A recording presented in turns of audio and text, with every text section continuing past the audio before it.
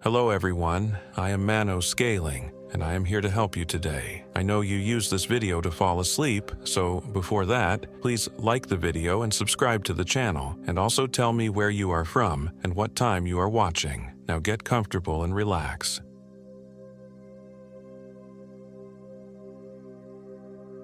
My name is Michael Williams, and I am 24 years old.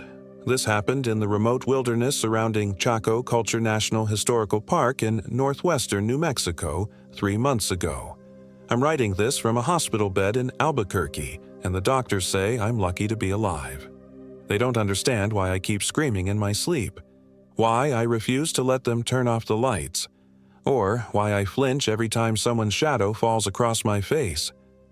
My left leg is held together with metal pins now. 3 ribs are still healing, and the scars on my back burn like brands every time I think about what happened. But I remember everything, every horrific detail of what happened to my friends in those ancient, cursed canyons. It started as a simple camping trip. 5 college buddies celebrating graduation before we scattered to different corners of the country for jobs and graduate school. There was me, Danny Rodriguez, my roommate since freshman year, and the one who'd organized this whole disaster. Danny was the type who collected experiences like other people collected stamps, always pushing us to try new things, go new places, live life to the fullest. He had this infectious enthusiasm that could talk anyone into anything, which is how he'd convinced Sarah Mitchell, his girlfriend of 2 years, to join us despite her city girl sensibilities. Sarah was a psychology major with an infectious laugh and a habit of psychoanalyzing everyone around campfires.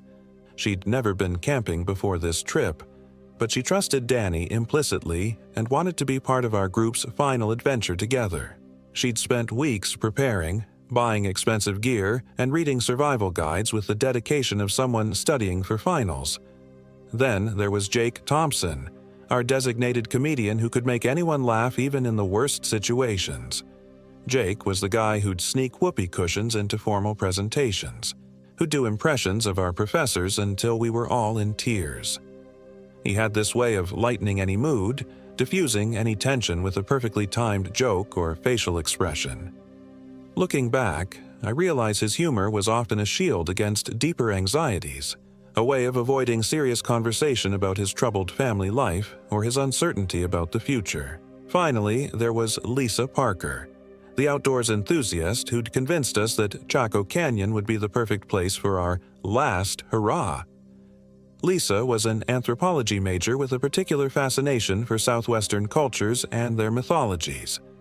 She'd grown up hiking and camping with her father, a geology professor who'd instilled in her both a love for the wilderness and a deep respect for the stories that indigenous peoples told about the land. She was the only one among us who had any real outdoor experience, and we trusted her judgment completely. Lisa had done her research as always. She'd found us a completely isolated camping spot about 12 miles north of the main park, accessible only by a barely maintained dirt road that required 4-wheel drive to navigate safely. The location was in a narrow canyon that cut deep into the sandstone mesas, far from any established trails or park facilities. It's called Seebi Enzisgai by the locals, she'd explained as we loaded her Jeep with gear in the parking lot of our college apartment complex. The Navajo name translates roughly to rock with eyes. There are some incredible petroglyphs up there that aren't cataloged by the Park Service, and we'll have the whole place completely to ourselves. The drive from Albuquerque took us 6 hours, winding through high desert country that grew progressively more desolate as we left the interstate behind. We stopped for supplies in Bloomfield, a small town that seemed to exist primarily to service the oil and gas workers who dotted the landscape in their temporary camps. The local Walmart was our last taste of civilization. Fluorescent lights, air conditioning, and the comforting background hum of human activity. Looking back, the warning signs were there from the beginning.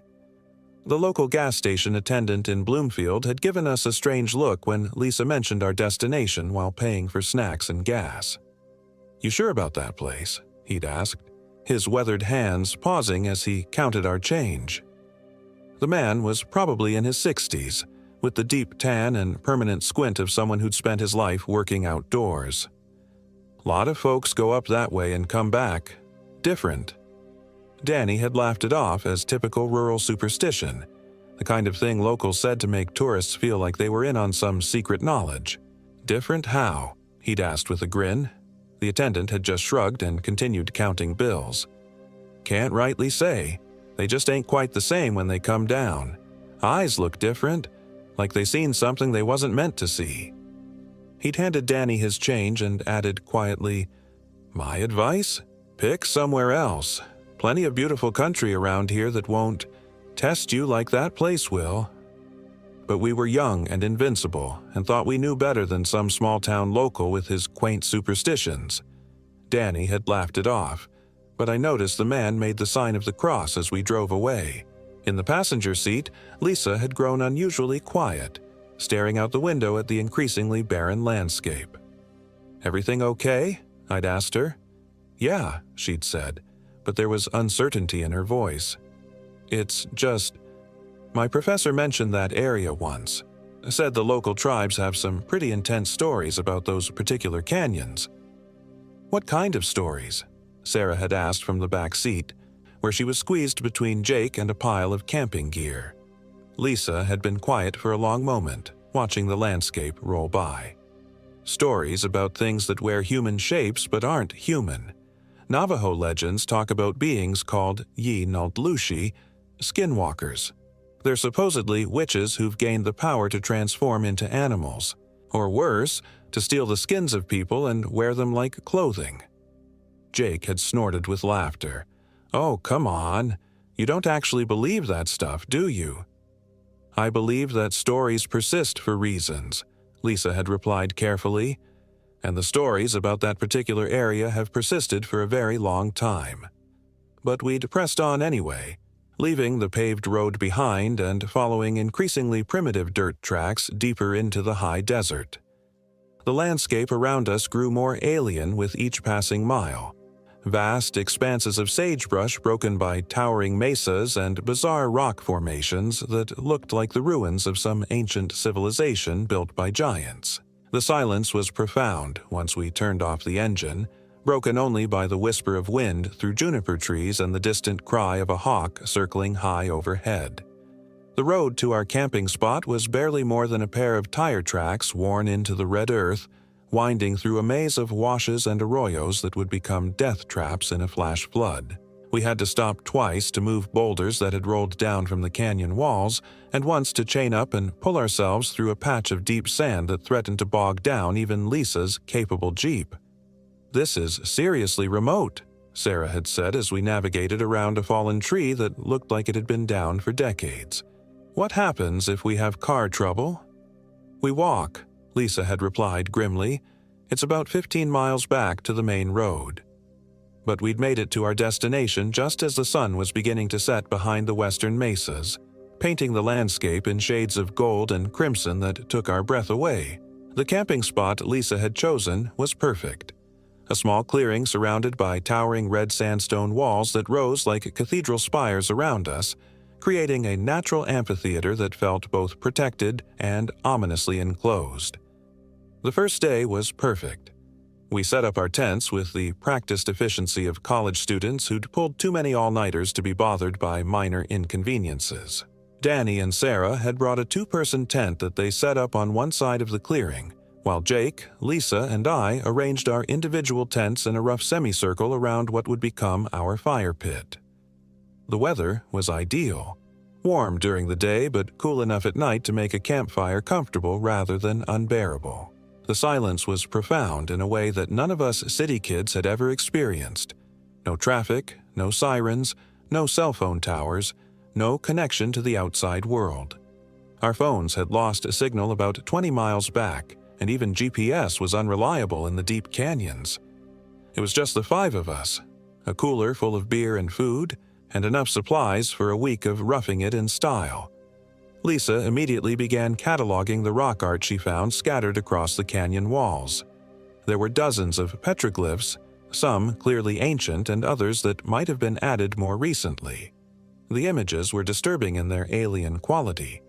spirals that seemed to move when you looked at them peripherally, handprints that were too large and had too many fingers, and strange elongated figures with multiple limbs that seemed to writhe and dance in the flickering firelight. "These are old," she'd said on our first evening, running her fingers over a particularly disturbing petroglyph of a figure that appeared to be wearing the skin of some large animal. The image was carved deep into the rock, worn smooth by centuries of wind and weather. Pre-ancestral. Puebloan, maybe. The techniques are different from anything I've studied in class.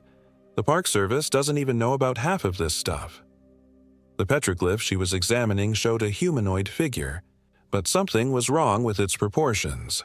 The arms were too long, stretching down past where the knees should be, and the hands ended in what looked like claws rather than fingers. Most disturbing was the face, or rather, the lack of one.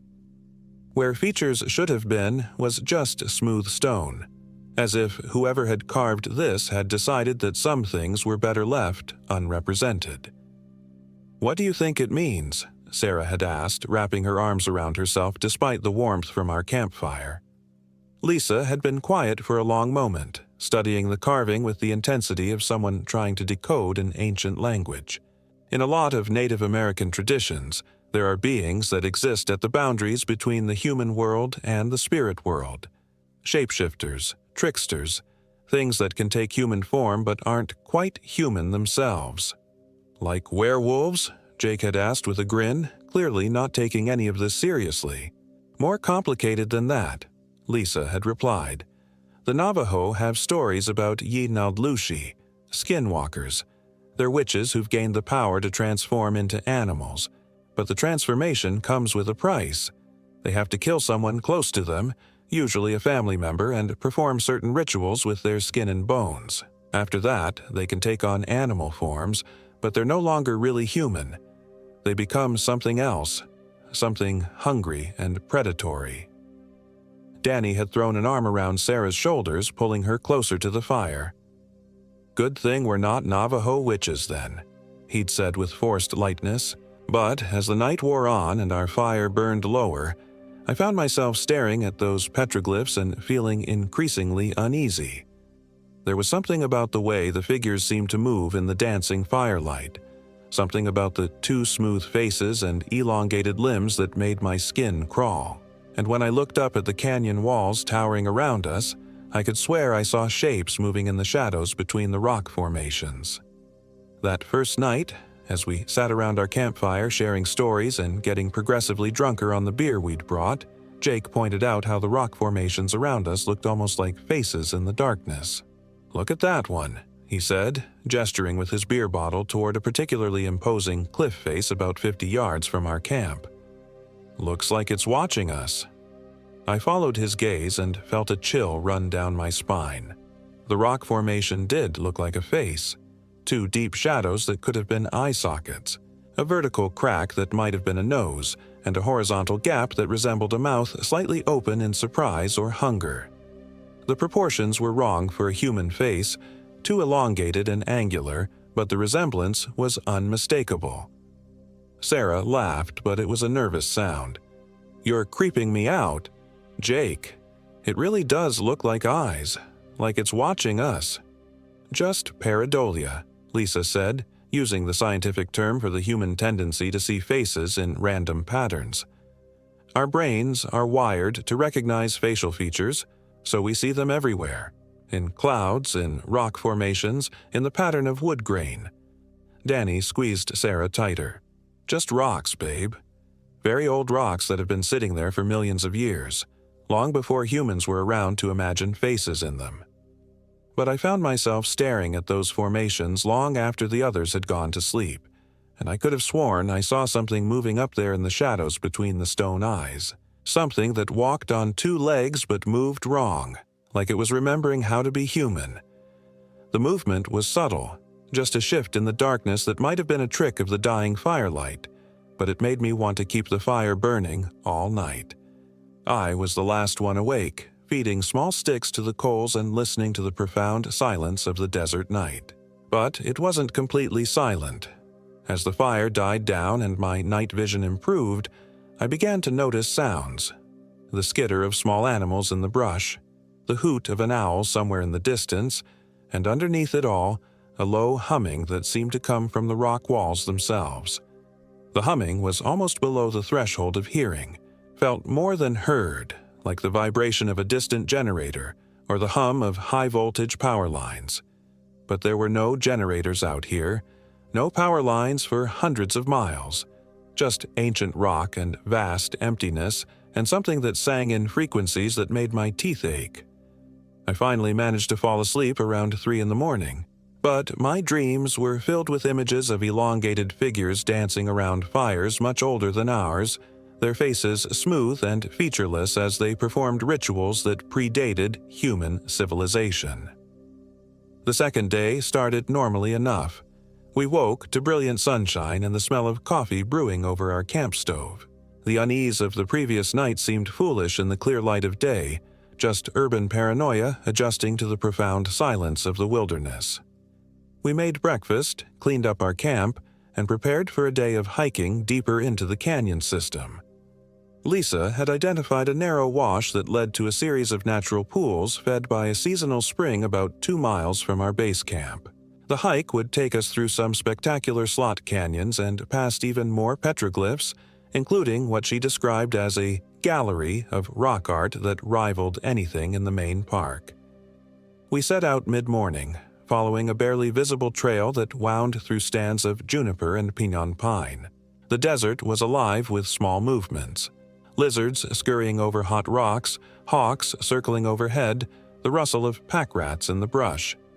It was beautiful country, harsh and alien but undeniably magnificent. The slot canyons were like nothing I'd ever experienced. Narrow passages carved through solid rock by millions of years of flash floods, they twisted and turned in impossible directions, creating a maze that seemed designed to disorient visitors. The walls towered above us, sometimes only a few feet apart, creating a claustrophobic tunnel that barely admitted sunlight. These can be death traps during the rainy season, Lisa explained as we navigated a particularly narrow passage. Flash floods can fill them in minutes, and there's nowhere to go but up. The rock art in the slot canyons was even more disturbing than what we'd seen near our camp. The figures here were more detailed, carved with obsessive precision that suggested they weren't just artistic expressions but records of actual events. Many of them showed human figures being transformed or consumed by the elongated beings, their faces frozen in expressions of terror or ecstasy that made my stomach turn. One panel showed a sequence that was particularly disturbing: a normal human figure standing upright, then the same figure bent over as if in pain, then something emerging from its back like a butterfly from a chrysalis. The emerging figure was clearly one of the elongated beings, but it wore what looked like the human's skin draped over its shoulders like a cloak. "Jesus," Jake muttered, staring at the carving. "What kind of twisted mind comes up with something like that?" "Maybe it wasn't imagination," Sarah said quietly. "Maybe it was documentation." We reached the natural pools around noon and spent the afternoon swimming and exploring. The water was ice-cold and crystal clear, fed by springs that bubbled up from deep underground. It was a perfect oasis in the middle of the harsh desert, and we spent hours lounging on the smooth rocks and taking pictures of each other with the last of our camera batteries. But as evening approached and the temperature began to drop, we found ourselves hurrying back to camp as shadows began to pool in the canyon depths. The walk back felt longer than the hike out, and we kept losing the trail in the gathering darkness, having to backtrack and search for landmarks we'd noted on the way out. That's when we noticed the tracks. They were in the soft sand near our tent site. Human footprints, but wrong somehow. Too long, with what looked like claw marks where the toes should be. The heel impressions were deeper than they should have been, as if made by someone much heavier than their foot size would suggest. And they circled our camp in a perfect spiral pattern, getting closer and closer to where we'd placed our sleeping bags, ending just a few feet from Jake's tent. "Probably just coyote tracks," Danny said, but his voice lacked conviction. "The sand can play tricks on you, make them look bigger than they are." Lisa was crouched down, examining the prints with the practiced eye of someone who'd spent years studying archaeological evidence. As an anthropology major, she'd taken courses in tracking and had helped document sites where ancient peoples had left footprints in mud that had turned to stone. "These aren't coyote prints," she said quietly. "They're bipedal, human, mostly." Jake forced a laugh that sounded strained in the desert silence. "What do you mean, mostly human?" "Look at the proportions. The stride length is too long for someone of normal height. We're talking about someone at least 7 feet tall. And see these marks here?" She pointed to the claw-like impressions at the front of each print. "Humans don't have toenails like that. These look more like the claws of a large predator." Sarah wrapped her arms around herself despite the warmth still radiating from our rebuilt fire. "Maybe we should pack up and head back to town tonight." "Don't be ridiculous," Danny said, but even he was staring at the tracks with growing unease. "It's probably just some local playing a prank, trying to scare off the tourists with fake monster tracks." But I was studying the prints more carefully, and something else bothered me. The spiral pattern they made around our camp wasn't random. It was too precise, too deliberate. It looked ritualistic, like someone or something had been performing a ceremony with our camp at the center. "Look at this," I said, tracing the spiral with my finger. "This isn't just random wandering.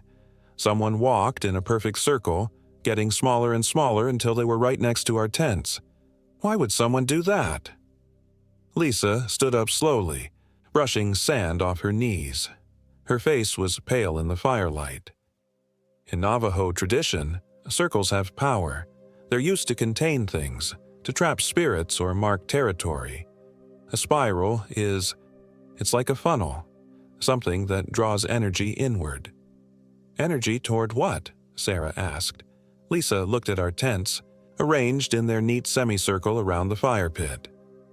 "Toward us." As night fell and we gathered around the fire again, the atmosphere had changed completely. The easy camaraderie of the previous evening was gone, replaced by a tension that seemed to press down on us from the towering canyon walls. We kept our voices low, as if afraid of being overheard, and everyone kept glancing at the shadows beyond our small circle of light. The sounds started just after midnight. It began as that same low humming I'd noticed the night before, but louder now, more insistent. The sound seemed to come from the rock walls themselves, vibrating through the sandstone and into our bones. It was accompanied by a rhythmic clicking that might have been rocks falling, or might have been something else entirely. Then came the footsteps, slow, deliberate, circling our camp just beyond the reach of our firelight. But these weren't the measured steps of a human being. They were uneven, sometimes too long, sometimes too short, as if whoever was making them was learning how to walk. "Did everyone hear that?" Sarah whispered, her eyes wide and reflecting the orange flames. We all nodded, straining to peer into the darkness beyond our small circle of light. The footsteps stopped, and for a moment, there was only the crackling of burning wood and the sound of our own rapid breathing. Then, something that might have been laughter echoed off the canyon walls, high-pitched, inhuman, and full of malicious joy. The sound went on for almost a full minute, rising and falling in pitch like the call of some enormous bird. But no bird had ever made a sound like that, so full of intelligence and cruel amusement. It was the laughter of something that found our fear delicious, something that was enjoying our terror. Jake grabbed a flashlight and stood up, his hands shaking slightly. "That's enough of this bullshit. Someone's out there fucking with us, and I'm going to find out who." "Jake, don't," Lisa said, reaching for his arm. "Just stay by the fire, please." But Jake was already walking toward the edge of our camp, his flashlight beam cutting through the darkness like a sword. He was trying to project confidence, but I could see the fear in his posture, the way his shoulders were hunched and his steps were uncertain. "Come out, you coward," he shouted into the darkness. "We know you're there. Stop playing games and show yourself." The laughter came again, closer now, and Jake's flashlight beam caught something moving between the rocks about 30 yards from our camp. Something pale and elongated that seemed to flow rather than walk, moving with a liquid grace that no human body could achieve. Jake let out a strangled cry and stumbled backward, his light wavering wildly as he tried to keep the beam focused on whatever he'd seen. "Jesus Christ," he gasped. "What the fuck was that?" "What did you see?" Danny demanded, jumping to his feet. Jake's face was white, his hands shaking so badly he could barely hold the flashlight. I don't know. It looked like a person, but the proportions were all wrong. Too tall, arms too long, and it was moving like it was underwater or something. And its face. He shuddered violently. It didn't have a face, just smooth skin where features should be. "That's impossible," Sarah said, but her voice was tiny and frightened. "I know what I saw," Jake insisted. "It was watching us. I could feel it watching us even though it didn't have eyes." None of us slept that night. We kept the fire burning high and took turns on watch, but the presence in the darkness never went away completely. We could feel it out there, circling our camp, studying us with an intelligence that was ancient and hungry and completely alien. Around 4 in the morning, the humming stopped abruptly, as if someone had thrown a switch. The sudden silence was almost worse than the sounds had been, a profound emptiness that seemed to suck all warmth from the air. We huddled closer to the fire, but even the flames seemed dimmer, as if the darkness was pressing in from all sides. "It's gone," Lisa whispered after we'd sat in silence for almost an hour. "How can you tell?" Danny asked. "I can't feel it watching us anymore. Whatever it was, it's moved on." But she was wrong. It hadn't moved on. It had just gotten what it came for. We found Jake's sleeping bag empty at dawn, unzipped from the inside with his boots lined up neatly beside his backpack as if he'd carefully removed them before vanishing into thin air. His clothes were folded in a precise stack on top of his sleeping bag, and his wallet and watch were placed carefully on top of the pile. "Jake!" Danny shouted, his voice echoing off the canyon walls like a gunshot. "Jake!" We spent the entire day searching for him, calling his name until we were hoarse, exploring every crevice and slot canyon within miles of our camp. We found no trace of him except for a single bloody handprint on a rock face about half a mile from our site. The print was too large to be human, with fingers that were grotesquely elongated, but the blood was fresh and still slightly wet when we found it just after noon. The handprint was at least 9 feet off the ground, pressed into the rock with such force that it had left finger-shaped indentations in the stone. The blood had run down the cliff face in long streaks that were already attracting flies. "That's not human blood," Lisa said after studying the stain carefully. "It's too dark and it smells wrong." She was right. The blood had an oily, metallic smell that made my stomach turn. It didn't smell like anything that should have come from a human body. As the sun began to set on our 3rd day, painting the canyon walls in shades of red that looked too much like blood, we were preparing to hike out and contact the authorities when Jake walked back into our camp. At first, we were overjoyed. Sarah started crying with relief, and Danny grabbed him in a bear hug that Jake returned with awkward stiffness. But something was wrong. Very, very wrong. Jake was naked, his skin pale and cold to the touch despite the day's heat. He moved with an odd, jerky gait, like a marionette being operated by someone who wasn't quite sure how the strings worked. His eyes were completely black, pupils dilated so wide that no iris was visible, and when he smiled, it revealed teeth that were too sharp and too numerous for a human mouth. "Jake, where the hell have you been?" Danny demanded. "We've been looking for you all day. We found blood. We thought you were dead." Jake tilted his head at an angle that was just slightly too far to be natural, like an owl studying potential prey. "I was learning," he said, his voice distorted, like he was speaking through water or from the bottom of a deep well. "Learning to be better." "Learning what? Learning from who?" Sarah stepped closer to him, her psychology training kicking in. "Jake, you're in shock. You need to sit down, get warm. We need to get you to a hospital." But as Sarah reached out to touch his arm, Jake moved faster than any human should be able to move. His hand shot out and grabbed her wrist, and we could see his fingernails had grown into pointed claws that dug into her skin, drawing small beads of blood. Sarah screamed, and Danny and I rushed forward, but Jake released her and stepped back, that horrible smile never leaving his face. "I'm fine," he said, tilting his head even further to the side. "Better than fine. I'm perfect now. I've learned what I really am underneath this skin." Lisa was backing away slowly, her face pale with terror. "That's not Jake," she whispered. "Look at his feet."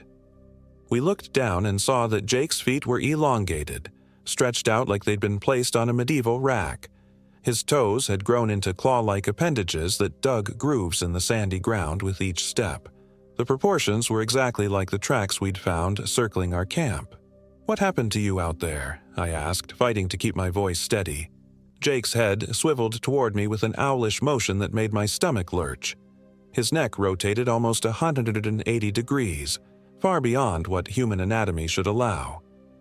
"I met the old ones," he said, his voice now coming from multiple directions at once, as if several people were speaking in unison. "The ones who've been waiting in the deep places. They showed me how to shed my skin, how to become something more." Danny was slowly reaching for the hunting knife he kept clipped to his belt. "Jake, buddy, whatever's happening to you, we can get you help. But you need to come with us, okay?" Jake laughed, and the sound was like breaking glass mixed with the screams of dying animals. "Help? I don't need help, but you do." His black eyes fixed on each of us in turn, and I felt like I was being examined by a predator deciding which prey looked most appetizing. The old ones are hungry. They've been sleeping for so long, and now they're awake. They need fresh skin, fresh meat, fresh souls to sustain them through the long years ahead. "Jake, please," Sarah said, tears streaming down her face. "This isn't you. Whatever happened to you out there, we can fix it. We can help you remember who you really are." The thing wearing Jake's face considered this for a moment, its head tilting back and forth like a bird. "Jake," it said, as if tasting the name.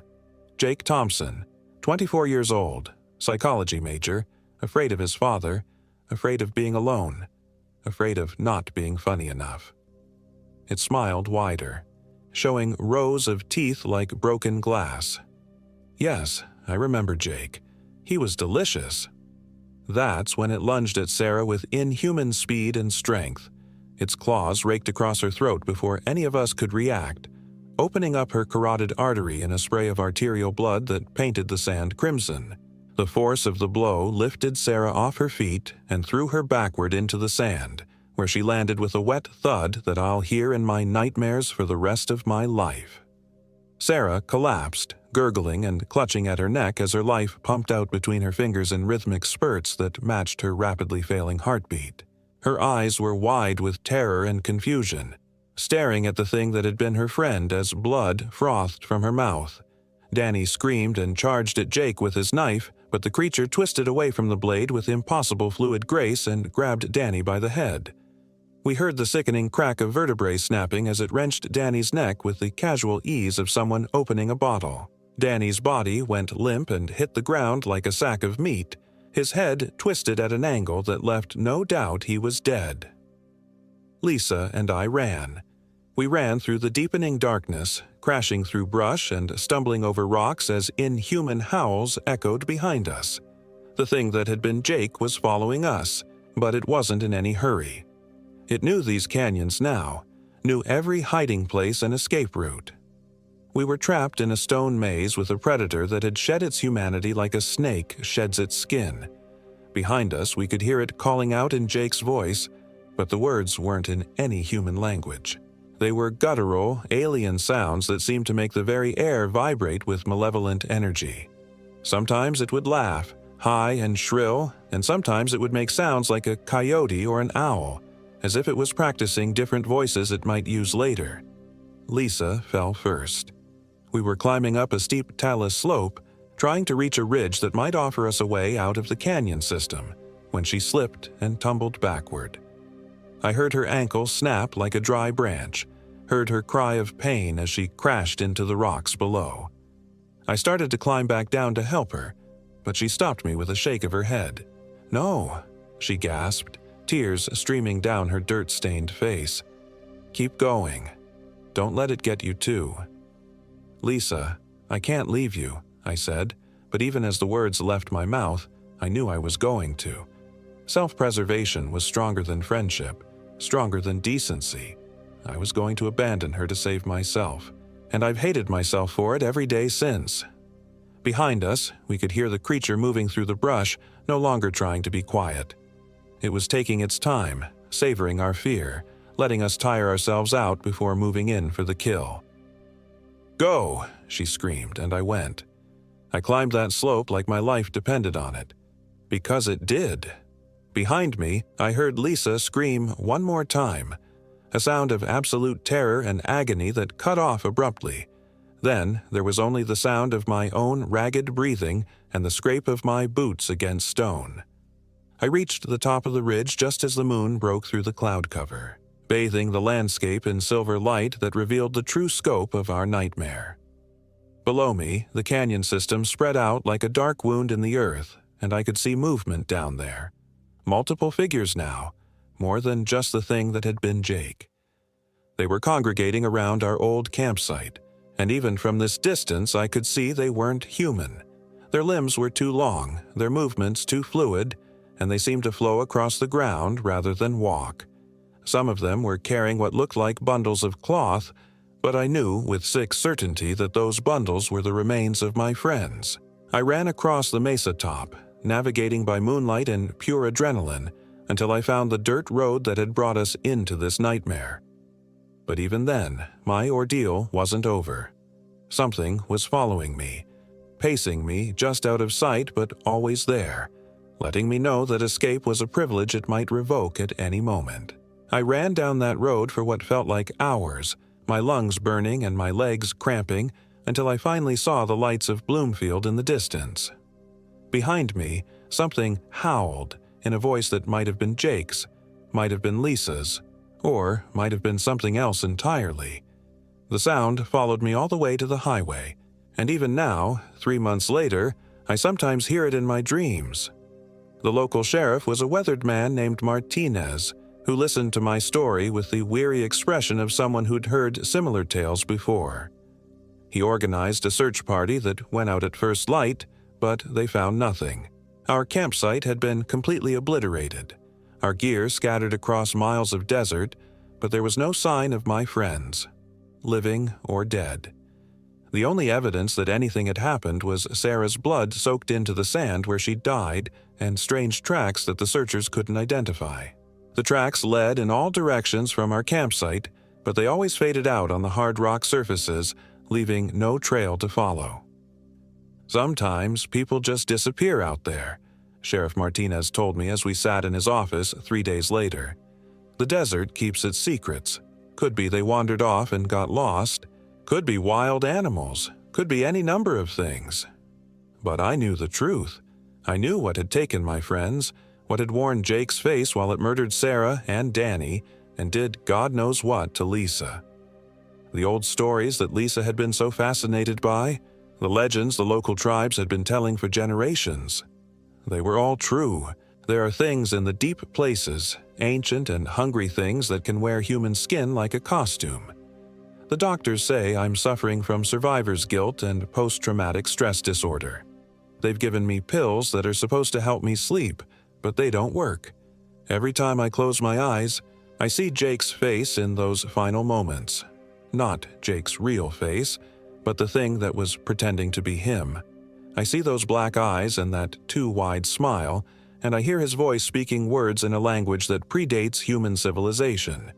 And sometimes, late at night when the hospital is quiet and the hallway lights flicker, I hear footsteps in the corridor outside my room. Slow, deliberate footsteps that sound too long, too heavy to be human. The nurses say it's just my imagination, effects of the trauma and the medication, but I know better. Last week, I received a package with no return address. Inside was a photograph of me, taken through my hospital room window while I was sleeping. I'm lying in bed with my eyes closed, and standing beside my bed is a tall figure in shadow. The proportions are wrong. Arms too long, fingers stretched into claws, head tilted at an impossible angle. And written on the back of the photograph in handwriting I recognize as Jake's is a single sentence. "The old ones remember you." I've asked to be transferred to a different hospital, maybe in a different state, but the bureaucracy moves slowly. And I have the growing suspicion that distance won't matter. The thing that took my friends isn't bound by geography or time. It's something primal, something that existed in the darkness before humans learned to make fire and huddle together for safety. The worst part isn't the fear, though. The worst part is the doubt. Because sometimes, in my clearer moments, I wonder if any of it really happened. Maybe Danny was right. Maybe Jake really did just wander off and get lost. And maybe Sarah and Lisa are still out there somewhere, wondering why I abandoned them, why I ran instead of helping. But then I look at the photograph, and I remember the sound of Danny's neck snapping, and I know the truth. The skinwalkers are real. The old ones are awake, and they're coming for anyone who has seen them, anyone who knows their secret. I'm writing this down because I need people to know what's really out there in the deep places, in the canyons and caves where sunlight never reaches. Don't go to Chaco Canyon. Don't camp in places where the local people warn you to stay away. And if someone you love disappears in the wilderness and comes back changed, don't trust them. No matter how much they look like the person you remember, no matter how perfectly they speak, or how well they know intimate details about your life together. Because it won't be them. It will be something wearing their skin, something ancient and hungry that has learned to mimic humanity well enough to get close to its prey. The footsteps in the hallway are getting louder now. The lights in my room are flickering and I can smell something wrong in the air, like meat left too long in the sun, like the breath of something that feeds on fear and suffering. I think they found me. I think it's time to run again. If you're reading this and I've disappeared, know that I tried to warn you. Know that the monsters are real and they're patient and they never forget a face. The old ones are waking up and they're hungry. God help us all.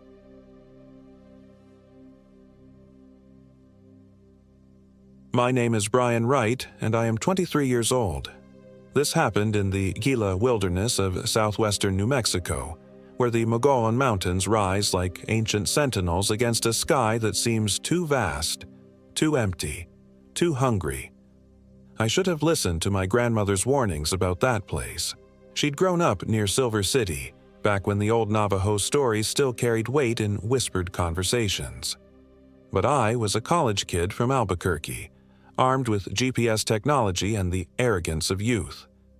Jessica Davis and Michael Williams were my best friends from UNM, and we'd planned this 3-day backpacking trip for months. We wanted to celebrate graduating together, to prove we could handle the real world by conquering one of New Mexico's most remote wilderness areas first. The drive down Highway 15 should have been our first warning. Michael's Jeep started making strange noises about 20 miles out from the Gila Visitor Center, a grinding sound that seemed to come from somewhere deeper than the engine. Jessica, always the practical one with her psychology degree and her neat blonde ponytail, suggested we turn back. But Michael, tall, confident Michael with his engineering background and his stubborn streak, insisted the sound was just road debris. "We've been planning this for 6 months," he said, his dark eyes focused on the winding mountain road ahead. A little car trouble isn't going to stop us now. The visitor center sat empty when we arrived at 3 p.m. on that Friday in October. A handwritten note taped to the door read, "Staff emergency. Call Ranger Station for info." The phone number listed led to a recorded message saying the lines were down due to atmospheric interference. "Weird," Jessica muttered, adjusting her bright red backpack. She always wore bright colors when hiking, said it made her feel safer, more visible. Should we wait? I looked at the afternoon sun, already beginning its descent toward the western peaks. We've got maybe 4 hours of good light. If we push hard, we can make it to our first campsite by dark. The Middle Fork Trail stretched before us like a brown scar through the ponderosa pines and Douglas firs. Our plan was simple: 3 days, 2 nights, following the middle fork of the Gila River to its confluence with the West Fork, then looping back through the highlands. Michael had studied every topographical map, calculated water sources, even downloaded offline GPS coordinates to his phone. For the first 2 hours, everything felt perfect. The October air carried the sharp scent of pine resin and decomposing leaves. Our boots crunched pleasantly on the trail, and conversation flowed easily between the 3 of us. Jessica talked about her plans for graduate school, Michael shared his excitement about his job offer with Los Alamos, and I rambled on about my gap year plans to travel through Europe. The first sign something was wrong came when my GPS started glitching. We'd stopped for water at what should have been a marked creek crossing, but the landscape didn't match our map. According to my phone, we were somehow 3 miles southeast of where we'd started, despite hiking steadily north for 2 hours. Michael's phone showed the same impossible reading. "Must be the mountains," he said, though his voice carried less confidence than usual. "The rock formations probably interfere with satellite signals." Jessica frowned at her compass, an analog backup she'd insisted on bringing. "This says we're heading northwest, but look at the sun." She pointed to our left, where the October sun hung low and orange. If we're really going northwest, the sun should be to our right. An uncomfortable silence settled over us as we studied our surroundings. The trail we'd been following looked exactly like what we'd expected: well-worn dirt bordered by wilderness vegetation. But something felt fundamentally wrong about the space around us.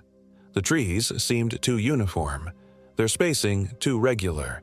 The silence was too complete, broken only by the distant sound of rushing water that our maps insisted shouldn't exist here.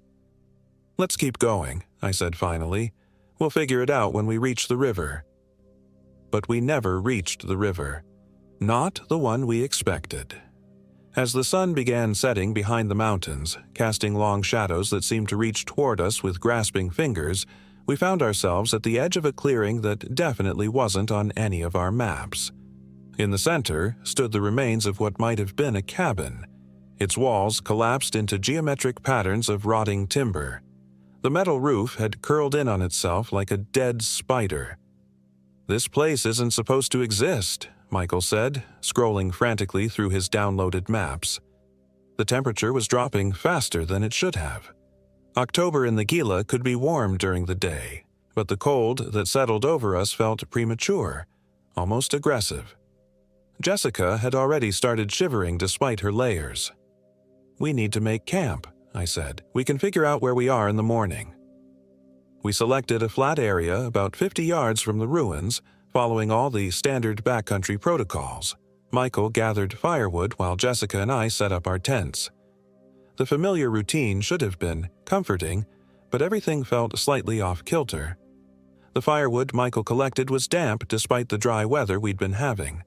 Our tent stakes wouldn't hold properly in soil that looked perfectly normal but somehow rejected our equipment. When Michael finally got a fire started, the flames burned wrong.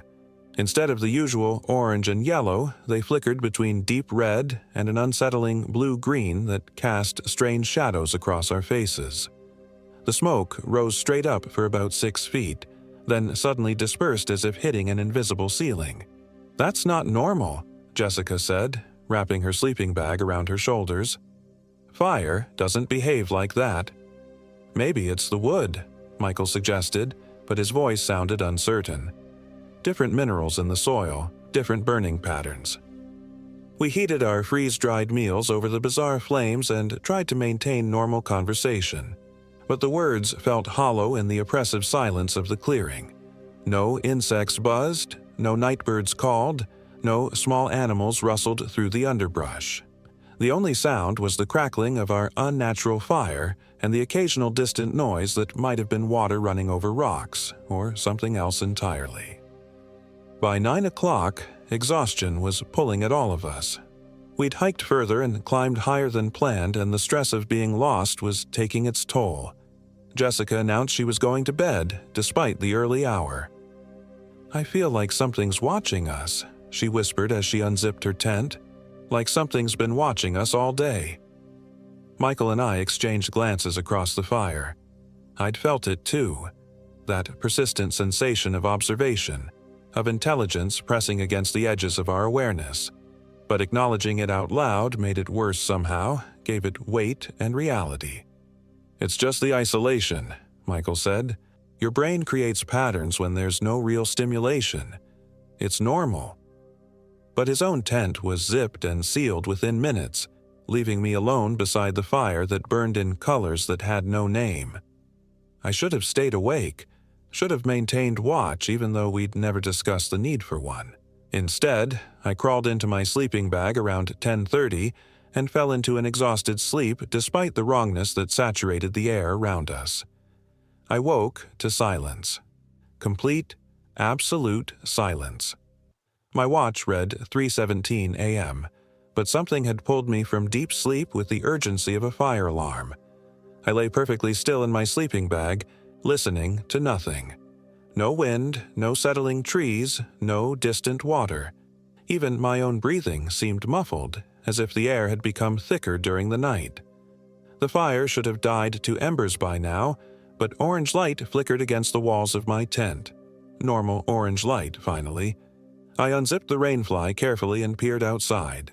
The fire burned strong and healthy as if someone had recently fed it fresh wood, but that wasn't what made my heart start hammering against my ribs. Michael's tent was empty. Not just empty, opened from the inside with his sleeping bag laid out neatly as if he'd simply gotten up for a bathroom break. But his boots were still positioned beside his tent door, exactly where he'd left them. "Michael?" I called softly, not wanting to wake Jessica but needing to hear a human voice in that terrible silence. No response. I pulled on my boots and jacket, grabbed my flashlight and stepped into the clearing. The beam of my light seemed weaker than it should have been, swallowed by darkness that pressed against it from all sides. I swept it across the tree line, looking for any sign of my friend. "Michael!" I called louder. From Jessica's tent came a sleepy mumble. "What's wrong?" "Michael's gone. His tent is open, but his boots are here." I heard the rapid zip of her sleeping bag, the rustle of clothing being pulled on hastily. Within moments, she was beside me, her own flashlight adding its feeble glow to mine. "Maybe he went to use the bathroom," she suggested, but her voice carried no conviction. "Barefoot? In October?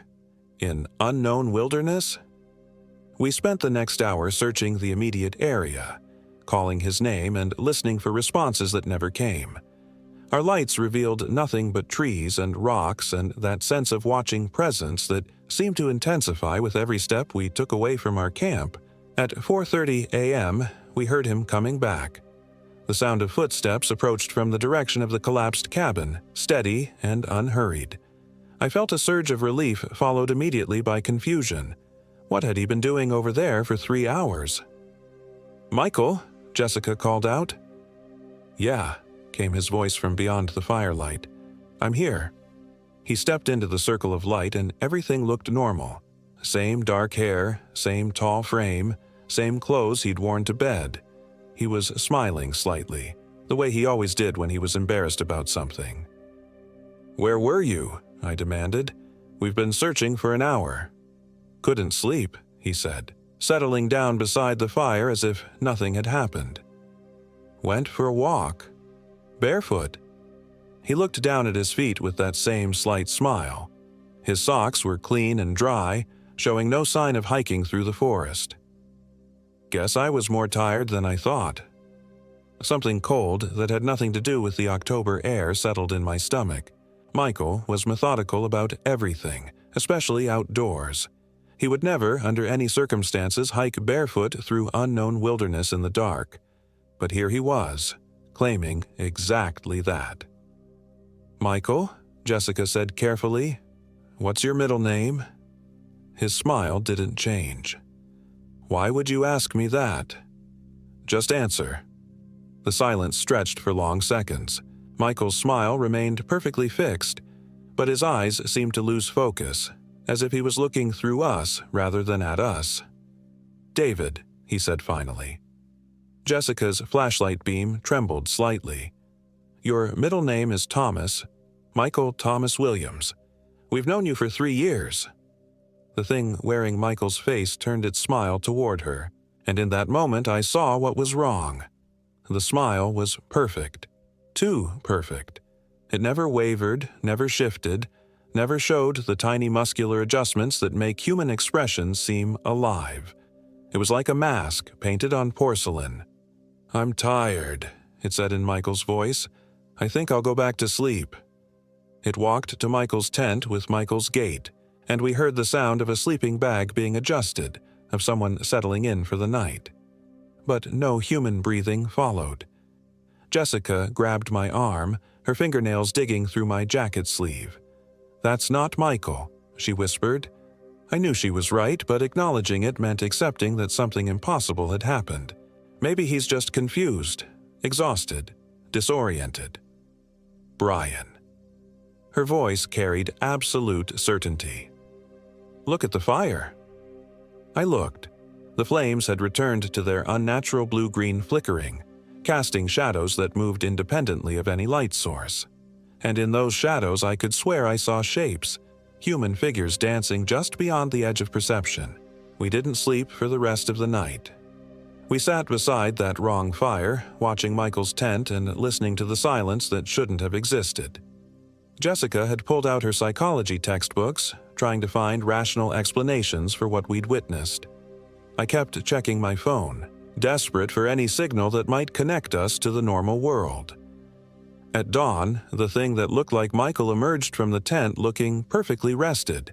It made normal conversation about breakfast, about the weather, about our plans for the day. But it never blinked enough, and its smile never quite reached its eyes. I was thinking we should explore that old cabin, it suggested as we broke down camp. Might be interesting to see what's inside. Every instinct I possessed screamed against that idea. I thought we were hiking out today. We're obviously lost, and are we lost? The Michael thing tilted its head at an angle just slightly wrong for human anatomy. I feel like we're exactly where we're supposed to be.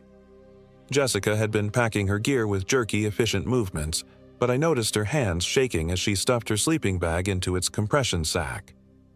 "I agree with Brian. We should head back to the car." "The car is not where we left it," the thing said pleasantly. A chill ran down my spine that had nothing to do with the morning air. "What do you mean?" "I checked on my walk last night. The parking area is empty. No Jeep, no other cars, just empty space." It was lying. It had to be lying.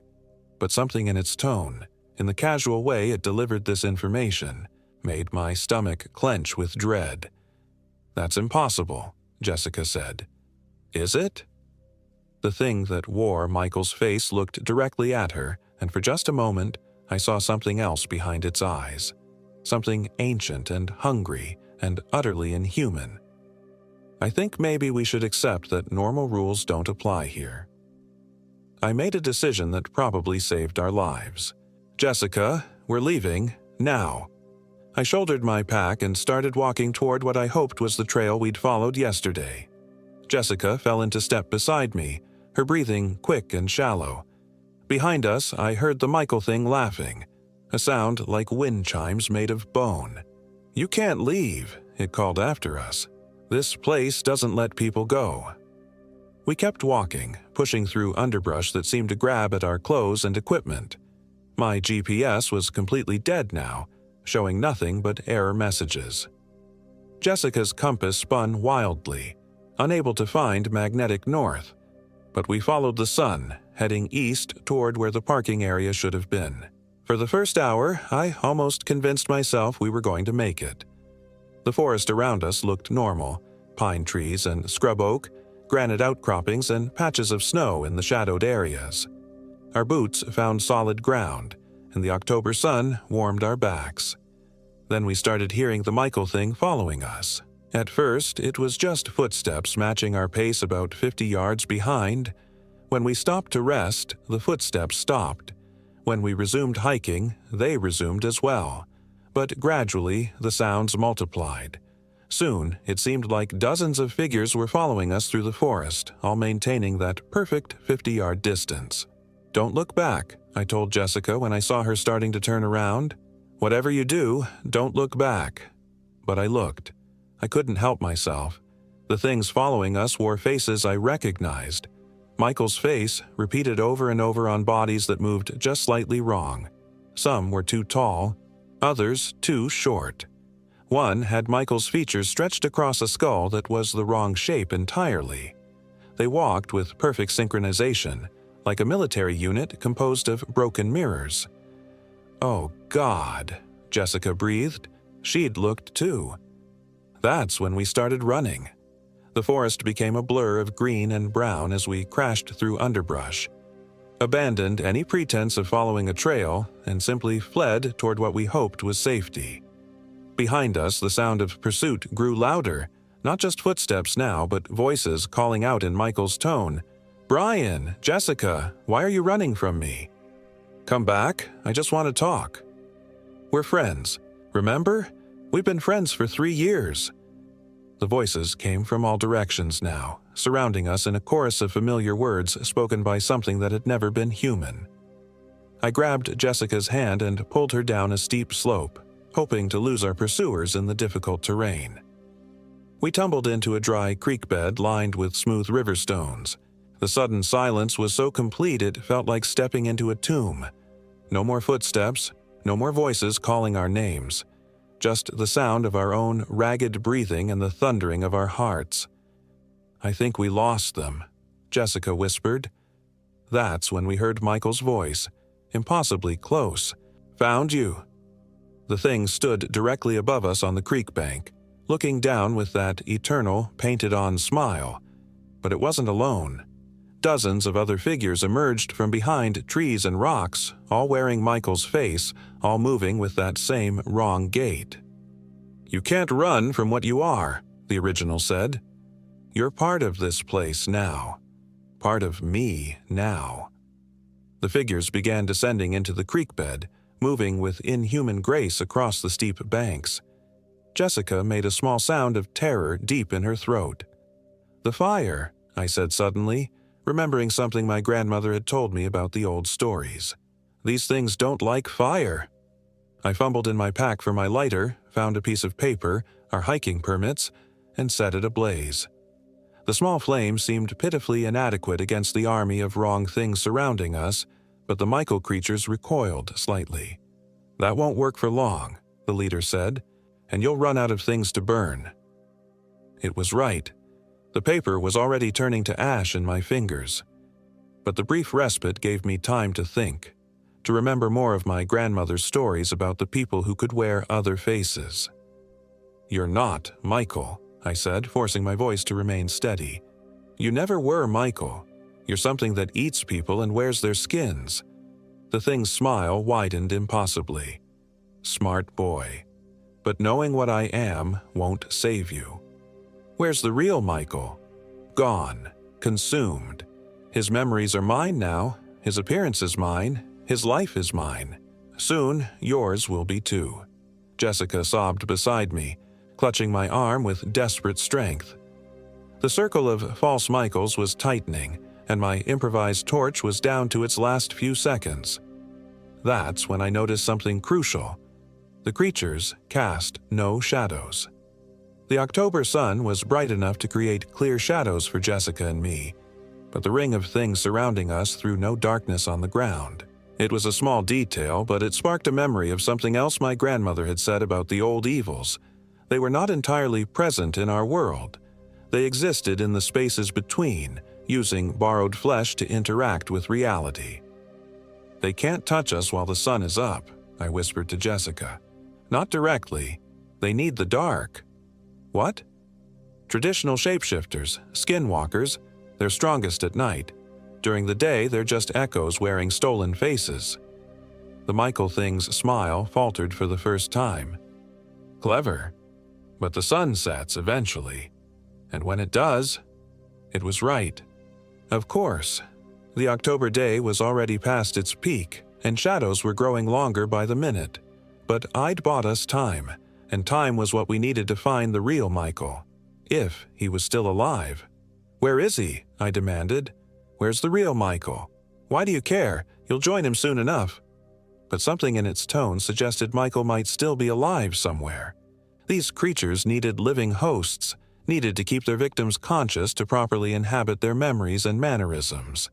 Kill the host too quickly, and the disguise became imperfect, like forgetting a middle name. "The cabin," Jessica said suddenly. "That's where you took him. That's where you keep them." The thing that wasn't Michael snarled, the first truly inhuman sound it had made. "Stupid girl, you understand nothing." But its reaction confirmed Jessica's guess. The collapsed cabin in the clearing wasn't a ruin. It was a feeding ground, a place where these things stored their victims while slowly consuming everything that made them human. "We're going back," I announced, surprising myself with the decision. "Brian, no!" Jessica clutched my arm. "We need to get out of here. We can't leave Michael, and these things won't let us go anyway." I looked directly at the creature wearing my best friend's face. "You said this place doesn't let people leave. That means our only chance is to break whatever power you have over it." The fake Michael laughed, but there was uncertainty in the sound now. "You think you can save him? You think you can fight me? I think you're afraid of something. Otherwise, you would have killed us already instead of playing games." The truth was, I had no plan beyond getting back to that clearing and hoping we could find Michael before dark. But sometimes, when you're facing something impossible, the only strategy is to act like you know what you're doing and hope the universe provides inspiration. The creatures followed us as we climbed out of the creek bed and began retracing our panicked flight through the forest. They maintained their distance, clearly waiting for nightfall to move in for the kill. But they were herding us now, guiding us back toward the clearing with subtle positioning that made certain paths seem easier than others. "They want us to go back," Jessica observed. "I know, but that's where Michael is. What if it's a trap? Everything's a trap now, but at least this way, we're walking into it on purpose." The clearing looked different in the afternoon light. The collapsed cabin seemed larger somehow, its geometric patterns of fallen timber more complex and deliberate. What I'd taken for random collapse now looked almost like a maze, a structure designed to confuse and disorient anyone who entered. And from somewhere within that maze came a sound that made my heart leap. A human voice, weak but definitely alive, calling for help. "Michael!" Jessica started toward the ruins, but I caught her arm. "Wait, it could be another trick." But the voice came again, weaker this time. Definitely Michael's, but without the wrong undertones that marked the creature's imitation. "Help. Please. Can't. Move." The false Michaels had spread out around the perimeter of the clearing, watching us with dozens of identical smiles. Their leader spoke. "Go ahead, save your friend. We'll wait." "Why?" I demanded. "Because when the sun sets, we'll have all three of you, and 3 minds are so much more interesting than one."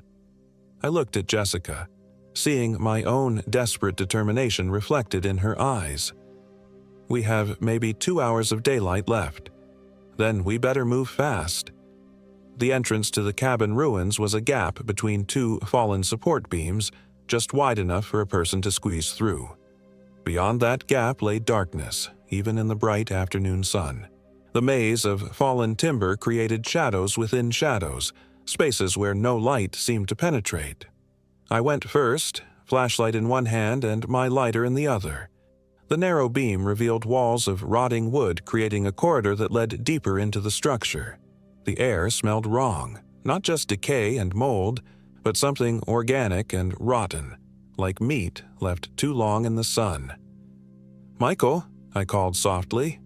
"Here," came his voice, definitely from deeper in the maze. "I'm here, but I can't. Something's wrong with my legs." We followed the voice through twisting passages between fallen beams and collapsed walls. The structure was far larger than it had appeared from outside, extending back into the forest in ways that defied the physical space it occupied. My flashlight revealed scratch marks on the wood, Not from animals, but from human fingernails. Long gouges made by desperate people trying to claw their way out. How many others? Jessica whispered. I didn't answer, but the scratch marks suggested we weren't the first travelers to become lost in the Gila wilderness and find themselves in this impossible place. We found Michael in what had once been the cabin's main room, now roofed by a tangle of collapsed timber that let through only thin shafts of sunlight. He was sitting against one wall, his legs twisted at angles that made my stomach lurch, broken, but not by accident. Brian, Jessica. His voice was his own, weak but definitely human. Thank God, I thought I was going crazy. We're going to get you out of here, Jessica said, but I could hear the doubt in her voice. Michael's legs were clearly shattered, and we were surrounded by a maze of unstable timber with supernatural predators waiting outside. The thing, Michael said urgently.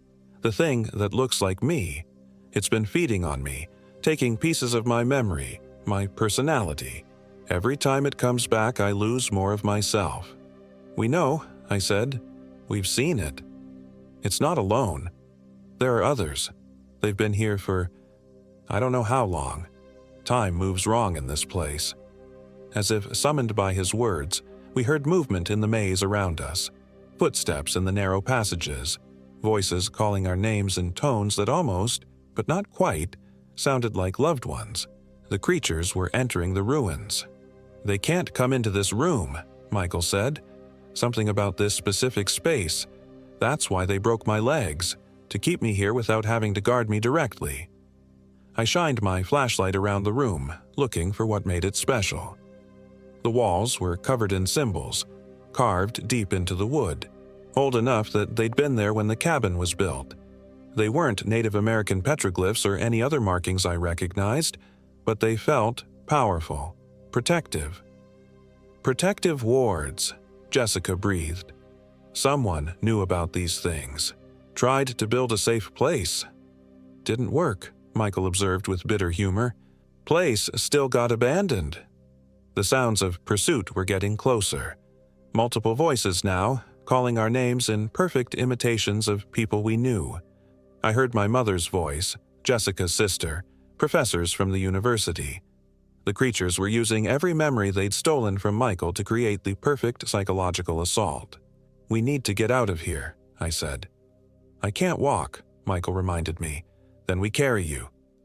But as I moved to help him up, Jessica grabbed my shoulder. Brian, look. She was pointing at Michael's shadow. In the mixed light filtering through the collapsed roof, it was clearly visible against the far wall, and it was moving independently of his body. While Michael sat still against the wall, his shadow was gesturing frantically, pointing toward one corner of the room and then making a slashing motion across its throat. When it realized we were watching, the shadow stopped moving and resumed its normal position. "What the hell?" Michael started to say, then looked where his shadow had been pointing. In the corner lay a pile of bones, human bones, old and yellowed. But among them was something else, a leather journal, wrapped in what looked like oiled cloth. I retrieved the journal carefully, afraid the protective wards might not extend to disturbing whatever was in this room. But nothing happened when I picked it up. The leather was old but well preserved, and inside were pages of handwritten text in English. Day 15 in the Gila, I read aloud. The things that hunt here are not animals. They take the shapes of people, wear their faces, steal their voices. I've lost 3 men already, but I think I've found a way to fight them. When was this written? Jessica asked. I flipped to the front of the journal. 1942, a geological survey team. The journal continued. The creatures are bound to this place by something underground, a source of power that feeds them and keeps them anchored to our world. If that source can be disrupted, they lose their ability to maintain physical form during daylight hours. Keep reading, Michael urged. The source is beneath the collapsed cabin. We've tried to dig down to it, but the creatures become more aggressive whenever we get close. They're protecting it.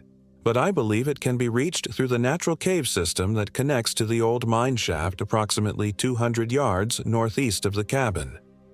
The voices outside were getting louder, more insistent. I could hear timber creaking as the creatures moved through the maze, testing the boundaries of whatever power protected this room.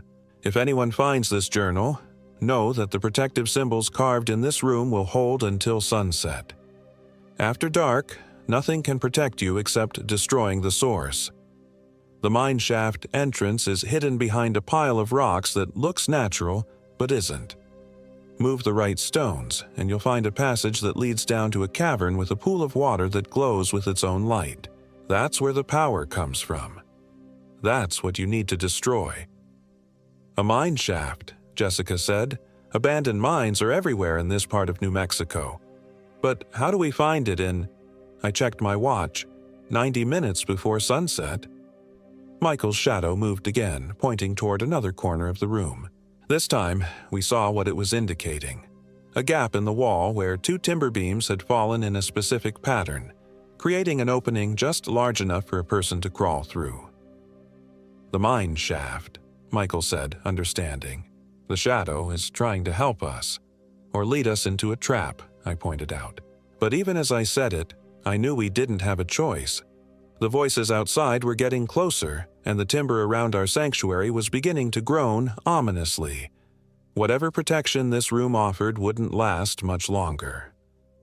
I'm going through, I decided. Jessica, stay here with Michael. Like hell, she said. We stick together. Michael can't move and someone needs to... No. Michael's voice was firm despite his weakness.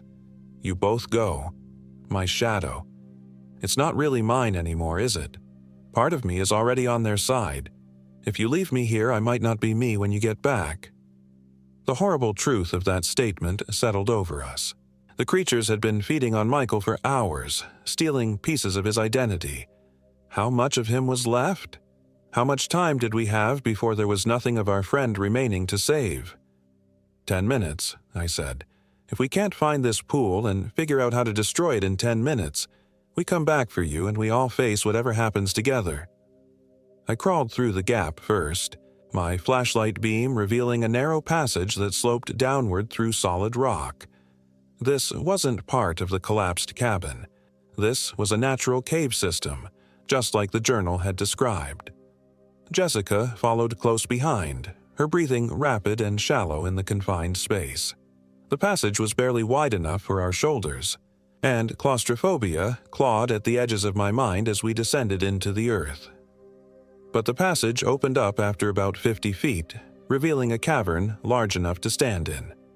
And at its center, exactly as the journal had promised, was a pool of water that glowed with soft blue-green light, the same color as our campfire had burned.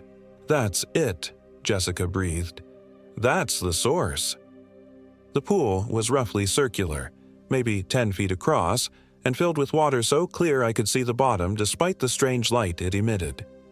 At the center of the pool sat something that made my skin crawl, a mass of organic material that pulsed like a heart, sending waves of bioluminescence through the water with each beat. How do we destroy it? Jessica asked. I studied the journal again by flashlight. The final entry was brief. Fire won't work. The water protects it. But the mass is vulnerable to iron. A knife, an axe, anything made of pure iron driven directly into its center will sever its connection to this world. I felt my pockets frantically. My knife was stainless steel. Would that work? Jessica was digging through her pack looking for anything made of metal. My tent stakes, she said suddenly. They're aluminum, but some of them have iron tips. It would have to do. I took one of the stakes and approached the edge of the pool. The water looked inviting despite its strange glow, but something instinctive warned me not to touch it directly. That's when we heard the screaming from above. Michael's voice, human and agonized, echoing through the cave system. The protective wards around his room must have failed. Go, Jessica said urgently. I'll destroy this thing. Jessica. Go. He's our friend. I handed her the tent stake and ran for the passage, scrambling through the narrow space with reckless desperation. Behind me, I heard a splash as Jessica entered the pool, then a sound like breaking glass as the stake found its target. The entire cave system shuddered. Rock dust fell from the ceiling, and the strange light that had been seeping through cracks in the stone suddenly cut out, plunging everything into darkness except for my failing flashlight beam.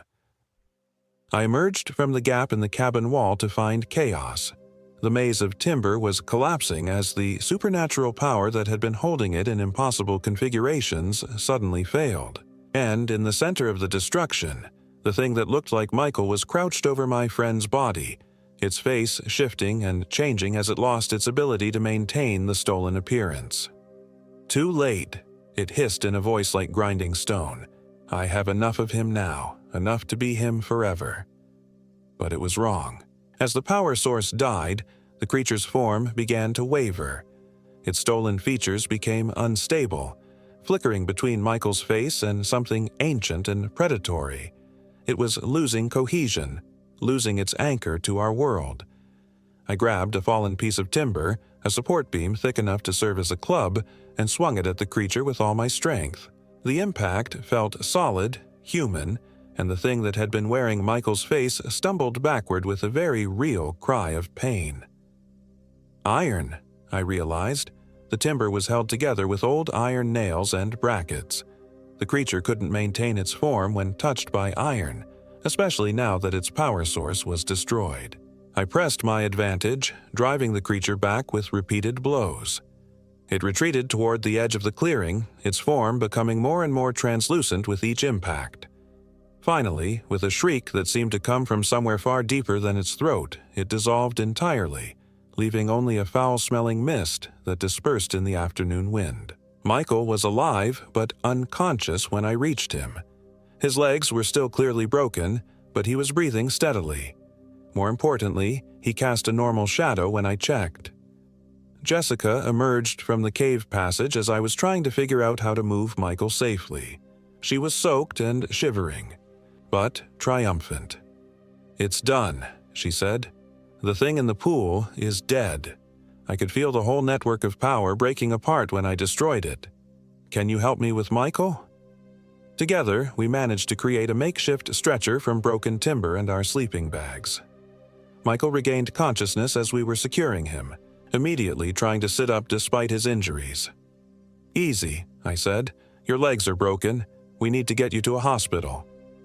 "The things," he said urgently. "The creatures that look like people. Are they?" "Gone," Jessica assured him. "We destroyed their power source." As if to confirm her words, the forest around us suddenly came alive with normal sounds. Insects buzzed, birds called from the trees, and a real breeze rustled the pine needles overhead. The oppressive silence that had marked our entire experience here was broken. "My Jeep," Michael said. "Is it really gone?" I honestly didn't know, but I was determined to find out. We carried him carefully through the forest, following what I hoped was the path back to the parking area. My GPS still showed error messages, but Jessica's compass was working normally again, pointing us steadily southeast. We found the Jeep exactly where we'd left it. The drive to Silver City Hospital took 2 hours, Michael drifting in and out of consciousness in the back seat while Jessica and I took turns explaining to him what had happened. By the time we reached the emergency room, his memory of the experience was already becoming uncertain, confused.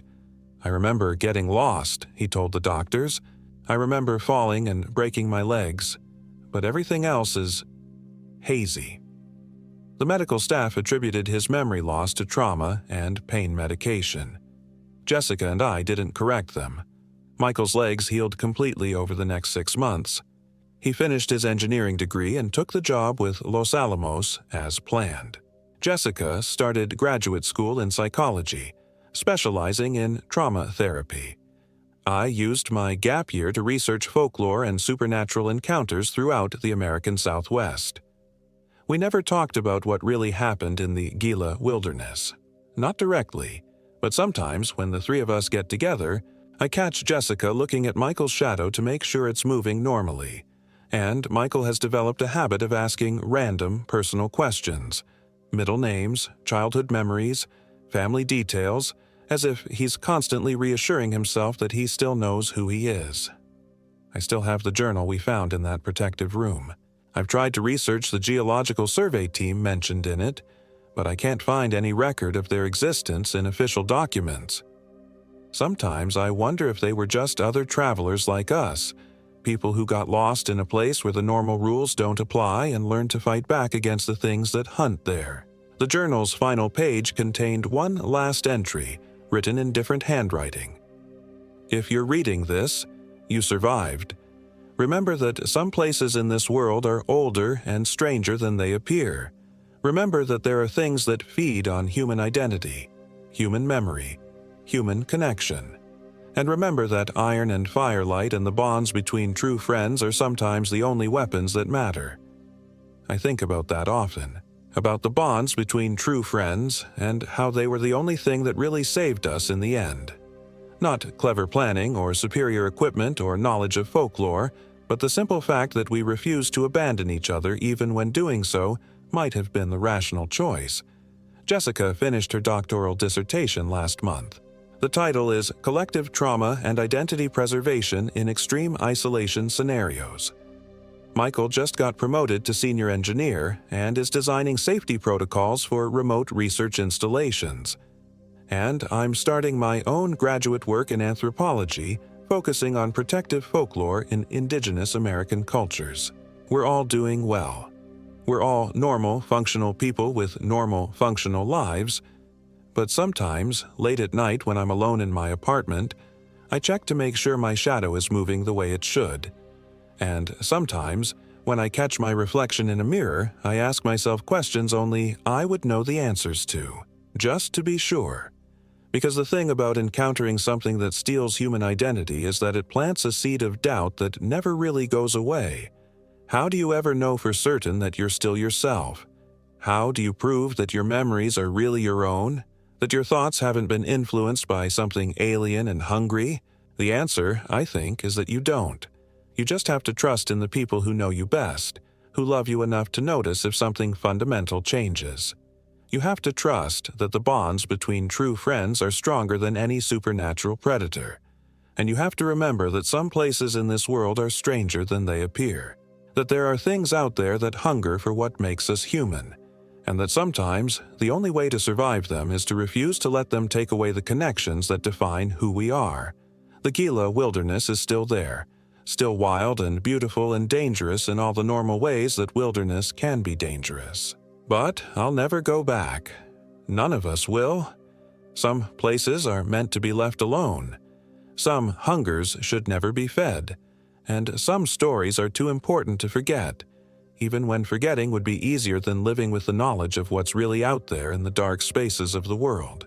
My name is Brian Wright, and I am 23 years old. This happened in the Gila wilderness of southwestern New Mexico, where the old stories are true and some things should never be disturbed. And now you know too.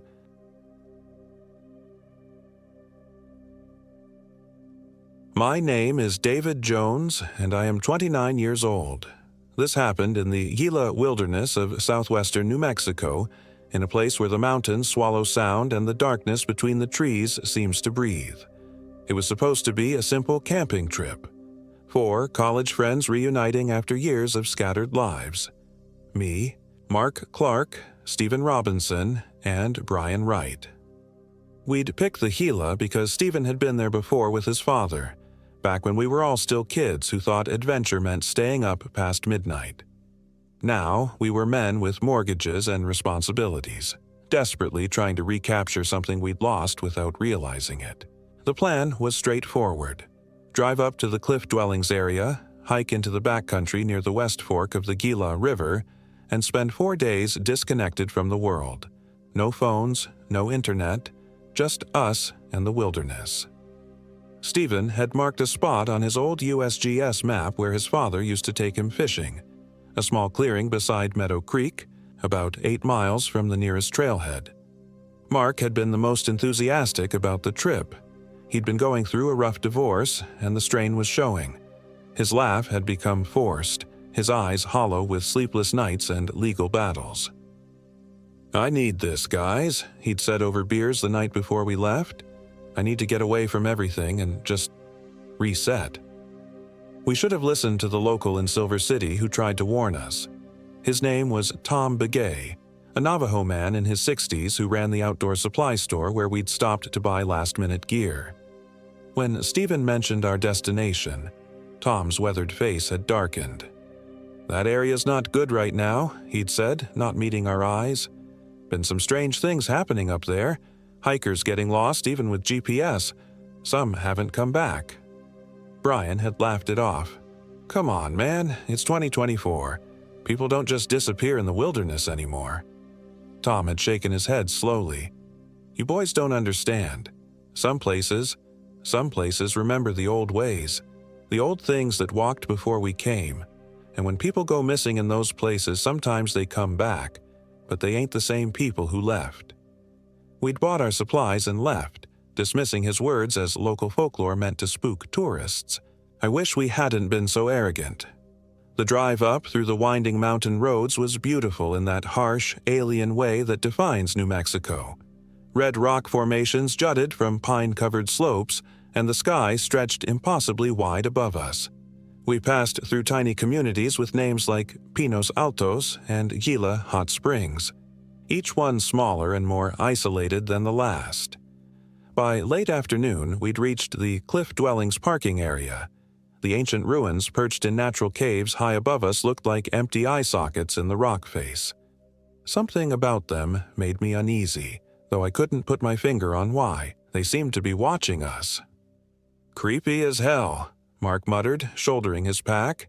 "How long have those been empty?" 700-800 years, Stephen replied. "The Mogollon people just left. No one knows why." We started our hike into the backcountry as the sun began its descent toward the western peaks.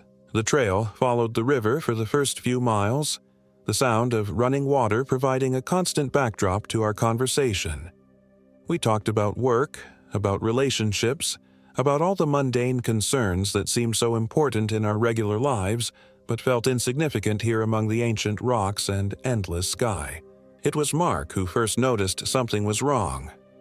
"Hey," he called out as we paused to consult Stephen's map. "Anyone else notice we haven't seen any animals? No birds, no squirrels, nothing." He was right. The forest around us was eerily quiet, devoid of the usual sounds of wildlife. Even the insects seemed to have fallen silent. "Maybe they're just hiding," Brian suggested, but his voice lacked conviction. Stephen studied his map with a frown. "We should be close to the turnoff for Meadow Creek. My GPS is acting weird, though. Keeps jumping around." I checked my own phone and found the same problem. The GPS signal kept cutting in and out, showing us in different locations each time it refreshed. Sometimes it placed us miles from where we thought we were. "Cell towers must be blocked by the mountains," I said, trying to convince myself as much as the others. We found what we thought was the right trail just as the sun disappeared behind the peaks, plunging the forest into an unnatural twilight. The path was overgrown and barely visible, marked only by occasional cairns that looked too old to be recent. We pressed on, using our headlamps to pick our way through the increasingly dense undergrowth. The clearing we finally reached bore little resemblance to Stephen's description. Instead of the open meadow beside a babbling creek that he remembered, we found ourselves in a small, circular space surrounded by towering pines that seemed to lean inward, creating a dome of darkness above us. The creek was there, but it ran dark and silent, its water black as oil in our flashlight beams. "This doesn't look right," Stephen said, his voice tight with uncertainty. It was bigger, more open, and the water was clear. "It's been 15 years, Brian pointed out. Things change." But even as he said it, I could tell he didn't believe it any more than the rest of us. There was something fundamentally wrong with this place, something that made the hair on the back of my neck stand up and my skin crawl with the feeling of being watched. We set up camp anyway. What choice did we have? It was full dark now, and trying to navigate back to the main trail would have been suicide. We established our tents in a rough semicircle, built a fire in the center, and tried to settle in for the night. The fire fought us from the beginning. No matter how we arranged the kindling, how dry the wood, the flames kept dying down to smoldering embers. When they did catch, they burned with an odd greenish tint that cast sickly shadows on the surrounding trees. "Must be the wood," Mark said, poking at the reluctant flames with a stick. "Maybe it's got some kind of mineral content or something." But wood doesn't just change color for no reason, and the smell coming from our fire wasn't the familiar scent of burning pine. It was something else, something organic and corrupt, like meat left too long in the sun. We heated up canned soup and ate mostly in silence, each of us lost in our own growing unease. The darkness beyond our fire seemed absolute, a wall of black that our flashlights could barely penetrate. And from somewhere in that darkness came sounds. Not the normal sounds of a forest at night, but something else. Footsteps that stopped when we listened for them. Branches breaking under weight that wasn't there. A low, rhythmic scratching like claws on bark. "Just animals," Brian kept saying, but his hand never strayed far from the bear spray clipped to his belt. It was Mark who first suggested that something was following us. "I know how this sounds," he said, staring into the fire's unnatural flames. "But I swear I've been seeing movement out there, just at the edge of my vision, like something's circling us." "Your mind's playing tricks," Stephen replied, but his voice wavered. "We're all on edge. It's just the unfamiliar environment." I wanted to agree with Stephen, wanted to dismiss Mark's fears as paranoia brought on by stress and the dissolution of his marriage. But deep down, I knew he was right. I'd felt it too. That sense of being observed, stalked, hunted. Something was out there in the darkness, just beyond the reach of our light, and it was waiting. We took turns keeping watch that night, though none of us slept much anyway. During my shift, from midnight to 2 a.m., I sat with my back to the fire and stared out into the impenetrable black, listening to sounds that shouldn't exist. Footsteps that matched the rhythm of my heartbeat. Breathing that seemed to come from directly behind me, though I knew my friends were all asleep in their tents. And once, just once, I heard something that froze my blood. The sound of Mark's voice calling my name from somewhere out in the forest. The problem was, Mark was snoring loudly in his tent not 20 feet away. When morning came, we found our backpacks had been moved. Not stolen, not rifled through, just relocated. Stephen's pack, which he'd left beside his tent, was now hanging from a tree branch 15 feet off the ground. Brian's sleeping bag was nowhere to be found, though he insisted he'd left it rolled up by the fire. "Animals," Brian said again, but the word had lost all meaning. Animals don't hang backpacks from trees with surgical precision. Animals don't untie knots and retie them in different patterns. "We should leave," Mark said quietly. He looked haggard, older than his 31 years. Dark circles ringed his eyes and his hands shook as he packed his gear. "This place. There's something wrong with this place." Stephen was studying his map again, his frown deepening. "The problem is, I'm not sure where we are anymore. This clearing isn't on any map I've ever seen.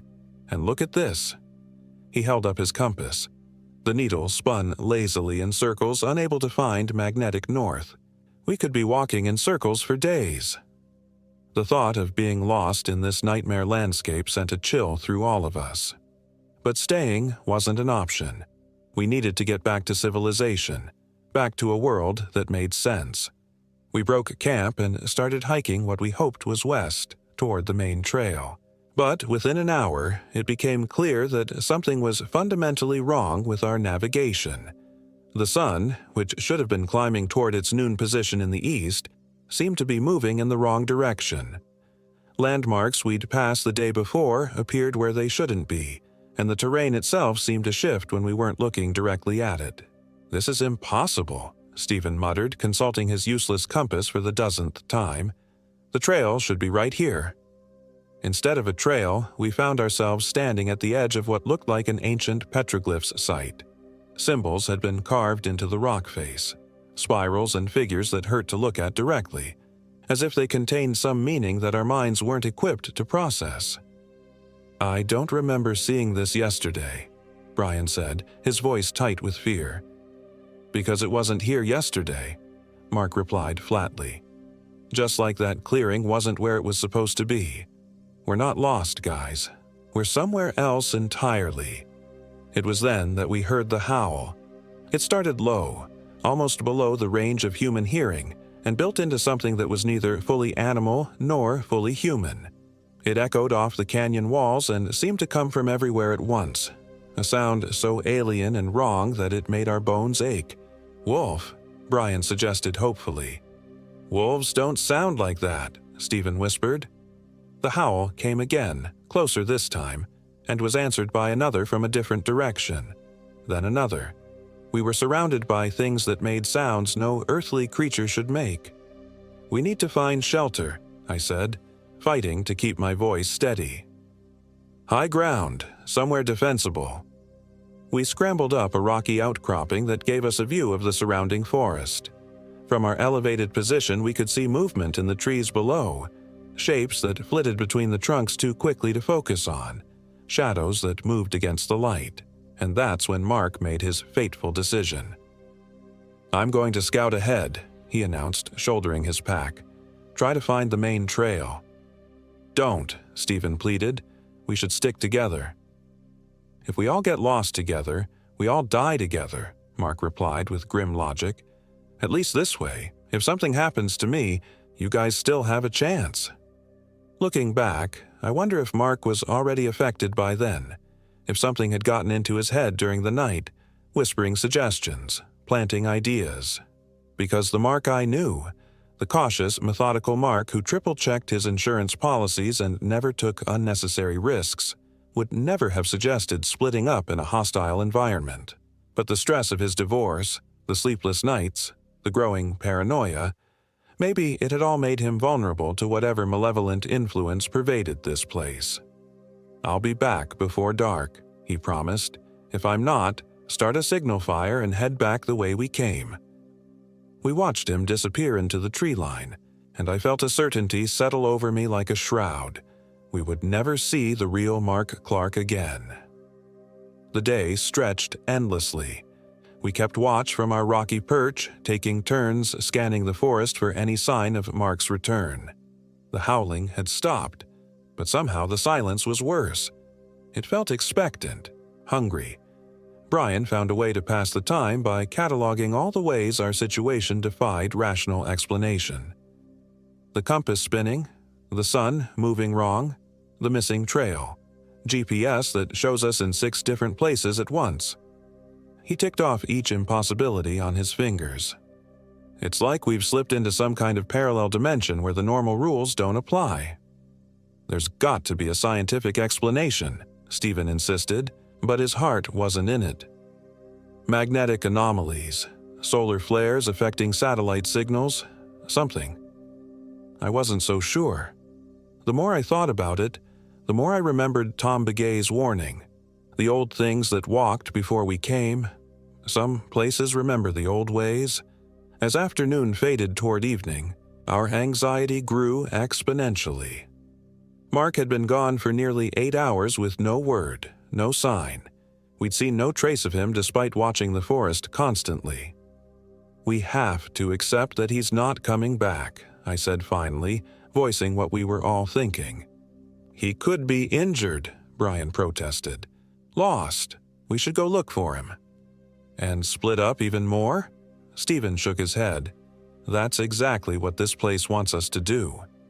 The word place hung in the air between us, carrying implications none of us wanted to acknowledge.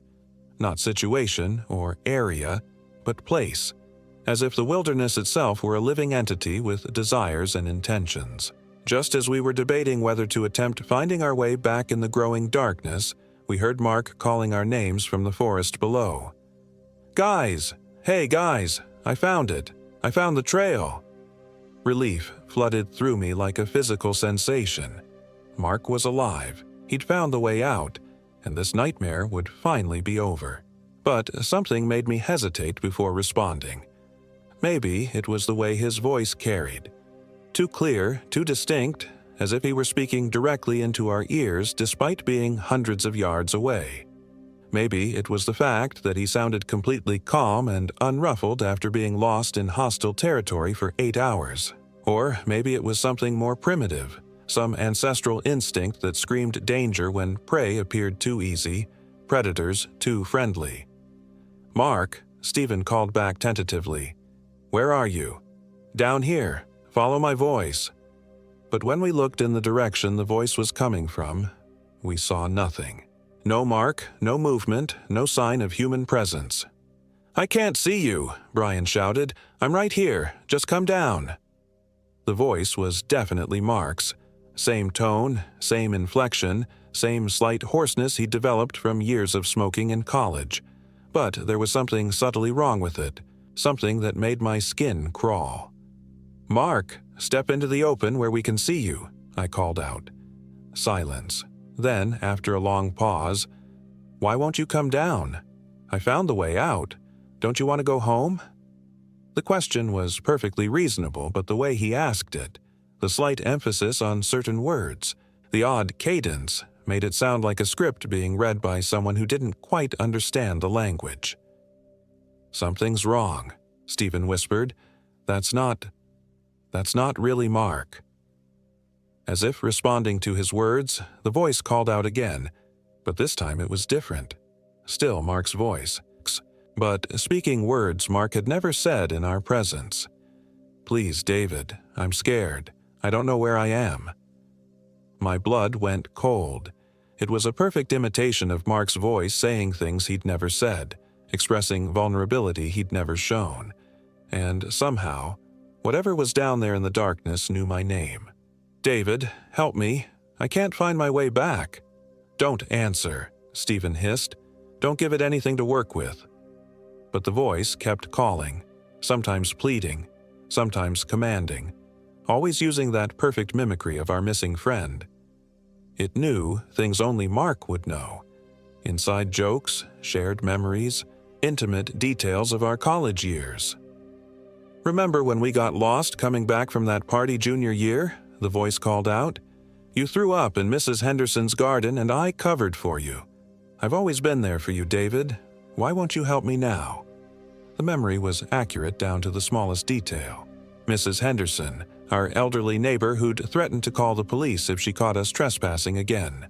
The way Mark had indeed covered for me, claiming he'd been the one who'd gotten sick. It was a memory only Mark would have, a secret only he would know, which made it infinitely more terrifying that something else was using it against us. The calling continued through the night. Sometimes Mark's voice, sometimes other voices. Brian's mother, Stephen's ex-girlfriend, my own sister. Whatever was down there seemed to have access to our memories, our relationships, our deepest fears and regrets. "We're not sleeping tonight," I said as full darkness settled over our rocky refuge. "We take shifts, 2 awake at all times, and nobody responds to anything we hear, no matter how convincing it sounds." The hours crawled by with agonizing slowness. The voices in the darkness grew more sophisticated, more desperate, more convincing. They told us stories we'd never shared with each other, revealed secrets we'd thought were buried, promised things we wanted most in the world. Around 3 a.m., we heard footsteps approaching our position. Slow, deliberate human footsteps climbing the rocky slope toward us. "Mark?" Brian whispered, and I grabbed his arm to keep him from calling out louder. The footsteps stopped just below our line of sight. Then, clear as day in the mountain air, we heard Mark's voice. "Guys, it's me, the real me. I got away from whatever that thing was down there, but I'm hurt. I need help." Stephen started to stand, but I held him back. "How do we know it's really you?" I called out. "Because I'm telling you not to trust anything you hear in this place," the voice replied, "including me. That's why I'm staying down here where you can't see me clearly. I don't want you to have to make that choice." It was the most Mark-like thing we'd heard all night. Logical, self-sacrificing, protective of his friends even at his own expense. But that's exactly what made it so terrifying. Tell us something only the real Mark would know, Stephen demanded. I know you cheated on your SATs, the voice replied immediately. I know Brian's real father isn't the man who raised him. I know David's been in love with his best friend's wife for 5 years and hates himself for it. Each revelation hit like a physical blow.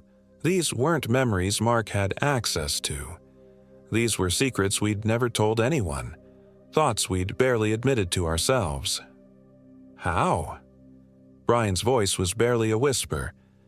Because I can see into your heads now, the Mark voice replied, and suddenly it didn't sound quite right anymore. The inflection was off, the rhythm strange. I can see all your little secrets, all your fears, all your guilt, and soon you'll be able to see into other heads too, when you join us. The footsteps resumed, closer now, multiple sets of them, as if Mark had brought friends. We need to move, I said urgently. Now. We gathered our gear in panicked silence and started climbing higher up the rocky outcropping, using our hands as much as our feet to navigate the treacherous terrain in the darkness.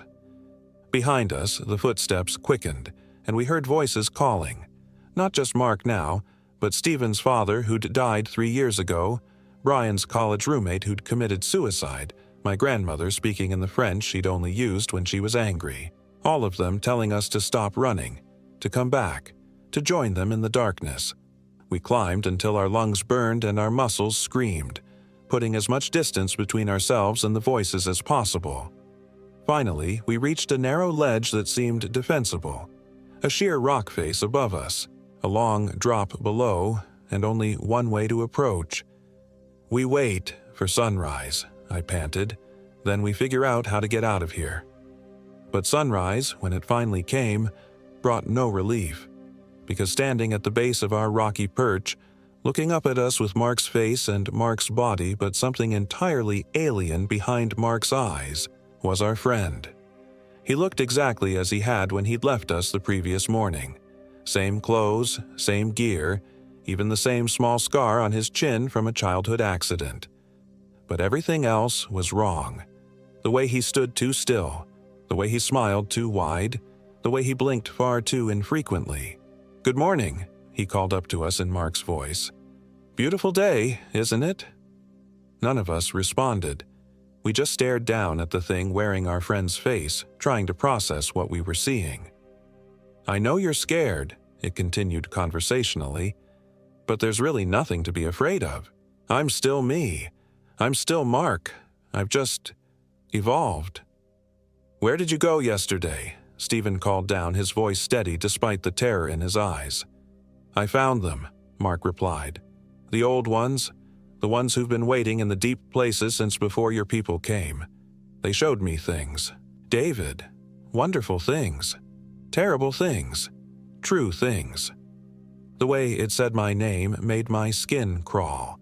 There was an intimacy to it, a possessive quality that suggested whatever was speaking knew me in ways no one should. "They want to meet you too," Mark continued. "All of you. They have so much to teach. About the world before this world. About the world that's coming after." "What happened to our friend?" Brian demanded. Mark tilted his head at an unnatural angle, like a bird studying prey. "I'm right here. Can't you see me?" "You're not Mark," I said with more confidence than I felt. "Aren't I?" The thing smiled wider, stretching Mark's features into something inhuman. "I have his memories, his personality, his love for his friends. The only difference is that now I understand what you really are." "What are we?" Stephen asked despite himself. "Food," Mark replied simply. "Sustenance for things so old and vast that your languages don't have words for them. But special food. Food that thinks, that feels, that experiences terror and despair and hope. The emotions make the feeding so much sweeter." The casual way it delivered this revelation was somehow more horrifying than if it had been snarling and threatening. It spoke of our impending consumption the way someone might discuss dinner plans. "But you don't have to be just food," Mark continued. "You can be so much more. You can be vessels, carriers, spreaders of the old truth to the new world. All you have to do is come down here and let them in." "Never," Brian said firmly. Mark shrugged with inhuman grace.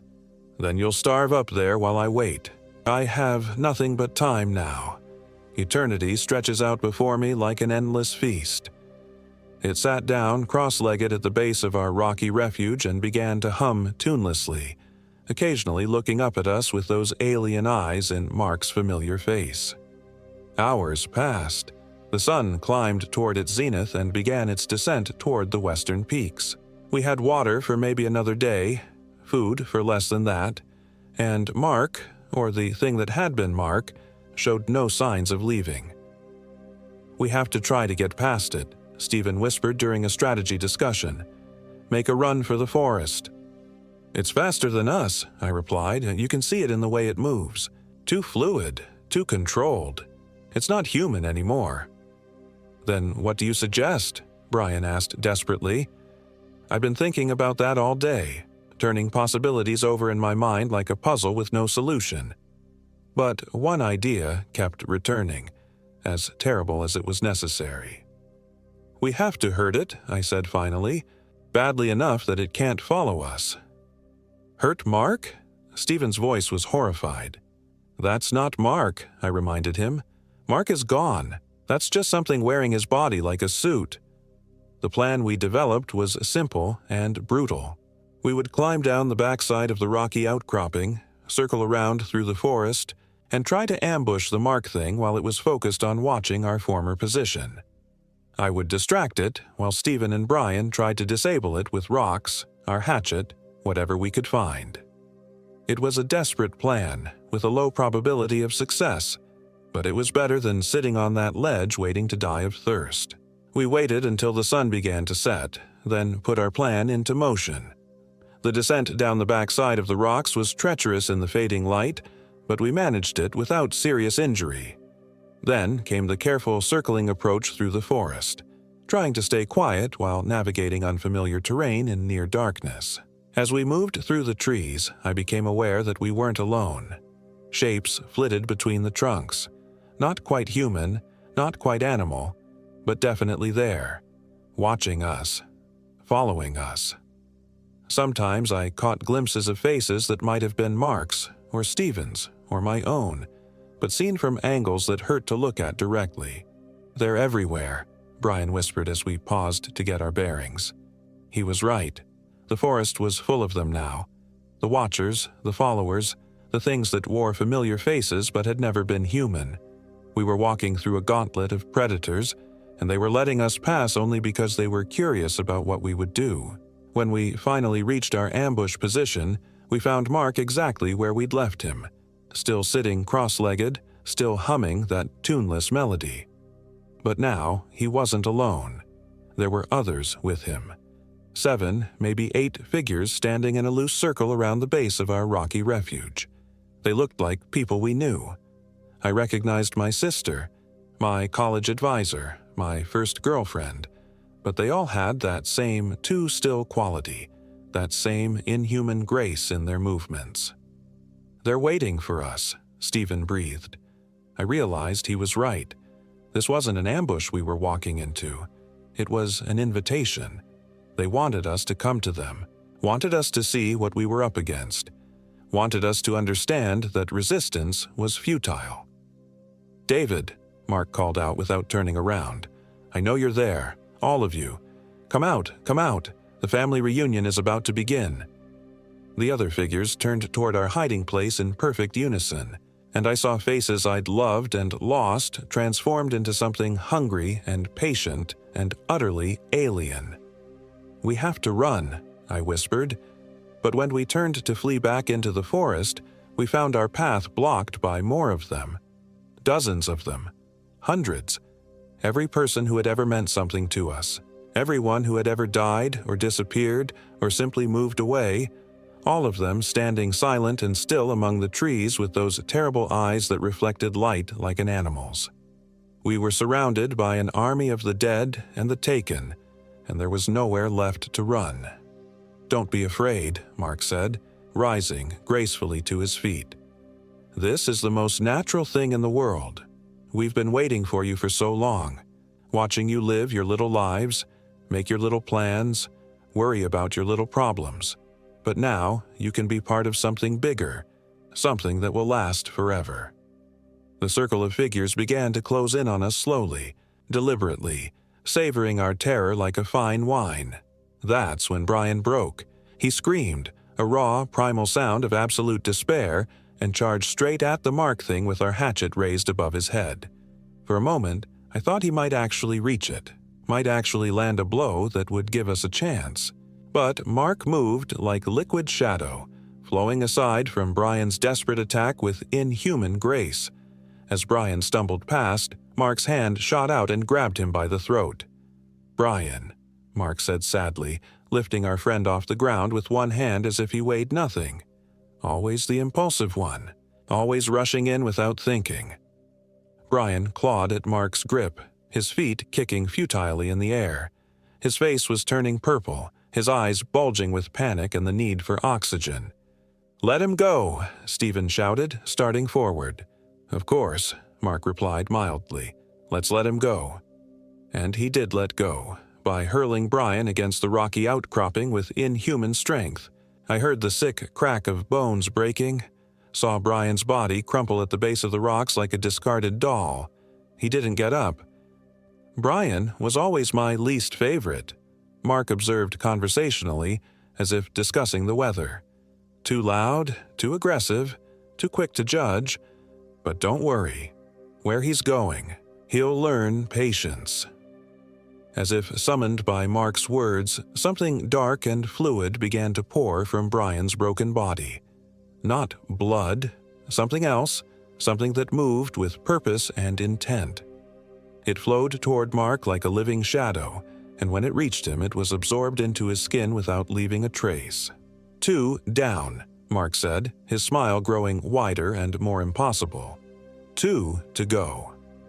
That's when I understood with crystal clarity that we weren't going to survive this. Whatever these things were, wherever they came from, they were so far beyond human understanding that resistance was meaningless. We were insects trying to fight a thunderstorm, but even insects can sting. I pulled the emergency flare from my backpack, the one we'd brought in case we needed to signal for rescue. It seemed pathetically inadequate against the supernatural horror we faced, but it was all I had. "You know what your problem is, Mark," I said, trying to keep my voice steady as I prepared to pull the flare's ignition cord. "You talk too much."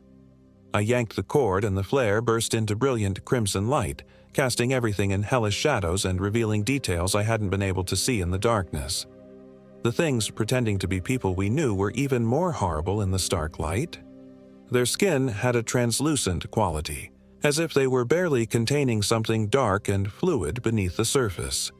Their eyes reflected the flare's light like mirrors, and when they opened their mouths, I could see too many teeth arranged in rows like a shark's. But most horrible of all was Mark. In the flare's light, I could see that his body was wrong in subtle ways. Too tall, too thin, joints that bent in directions that should have been impossible. And beneath his skin, something writhed and pulsed like a parasite the size of a man. "Clever," Mark said, shielding his eyes from the flare's brightness. "But ultimately, pointless. Light can't hurt us, David. We've learned to love the darkness, but we're not afraid of illumination." But I wasn't trying to hurt them with the light. I was trying to see them clearly, to understand exactly what we were facing. And what I saw gave me the beginning of an idea. The Mark thing wasn't perfectly in control of its stolen body. I could see the struggle beneath the surface, the way the real Mark's features occasionally flickered through the alien mask. Whatever had taken him was powerful, but it wasn't perfect. And if it wasn't perfect, it might be vulnerable. "Mark," I called out, focusing all my will on reaching whatever might be left of my friend. "I know you're in there. I know you can hear me. Fight it." For just an instant, something flickered behind those alien eyes. Something human, something desperate, something that might have been Mark's true self crying out for help. "There's nothing left," the Mark thing snarled, but its voice wavered for the first time. "He's gone. Consumed. Part of us now." "Bullshit," I shot back. "You wouldn't be trying so hard to convince us if that were true. He's still in there, and he's fighting you." The Mark Thing's face contorted with rage, and for a moment its careful human facade slipped entirely. What looked back at me was something ancient and hungry and utterly inhuman, all teeth and darkness and malevolent intelligence. "Silence!" it roared in a voice like breaking stone. But the damage was done. I'd seen the crack in its armor, the weakness in its control, and I knew what I had to do. "Stephen," I whispered urgently, "when I give you the signal, run. Don't look back. Don't try to help me. Just run." "I'm not leaving you," Stephen protested. "You have to," I replied. "Someone has to get out of here. Someone has to warn people about this place, about what's happening here. That someone has to be you." Before Stephen could argue further, I stepped forward into the circle of creatures, the flare held high above my head like a torch. "I'll make you a deal," I called out to the Mark Thing. "Take me instead of him. I'll come willingly if you let Stephen go." The Mark Thing tilted its head, considering. "Interesting. And why would we agree to such terms?" "Because I know this place," I lied smoothly. "I've been here before, years ago with my grandfather. He told me stories about the old ones, about the things that sleep in the deep places. I know how to find them, how to serve them properly. It was a complete fabrication, but I delivered it with the conviction of absolute truth." The Mark Thing's eyes narrowed as it tried to determine if I was telling the truth. "Your grandfather," it repeated slowly. "What was his name?" "Joseph Running Bear," I replied, pulling the name from a half-remembered story Tom Begay had told us back in Silver City.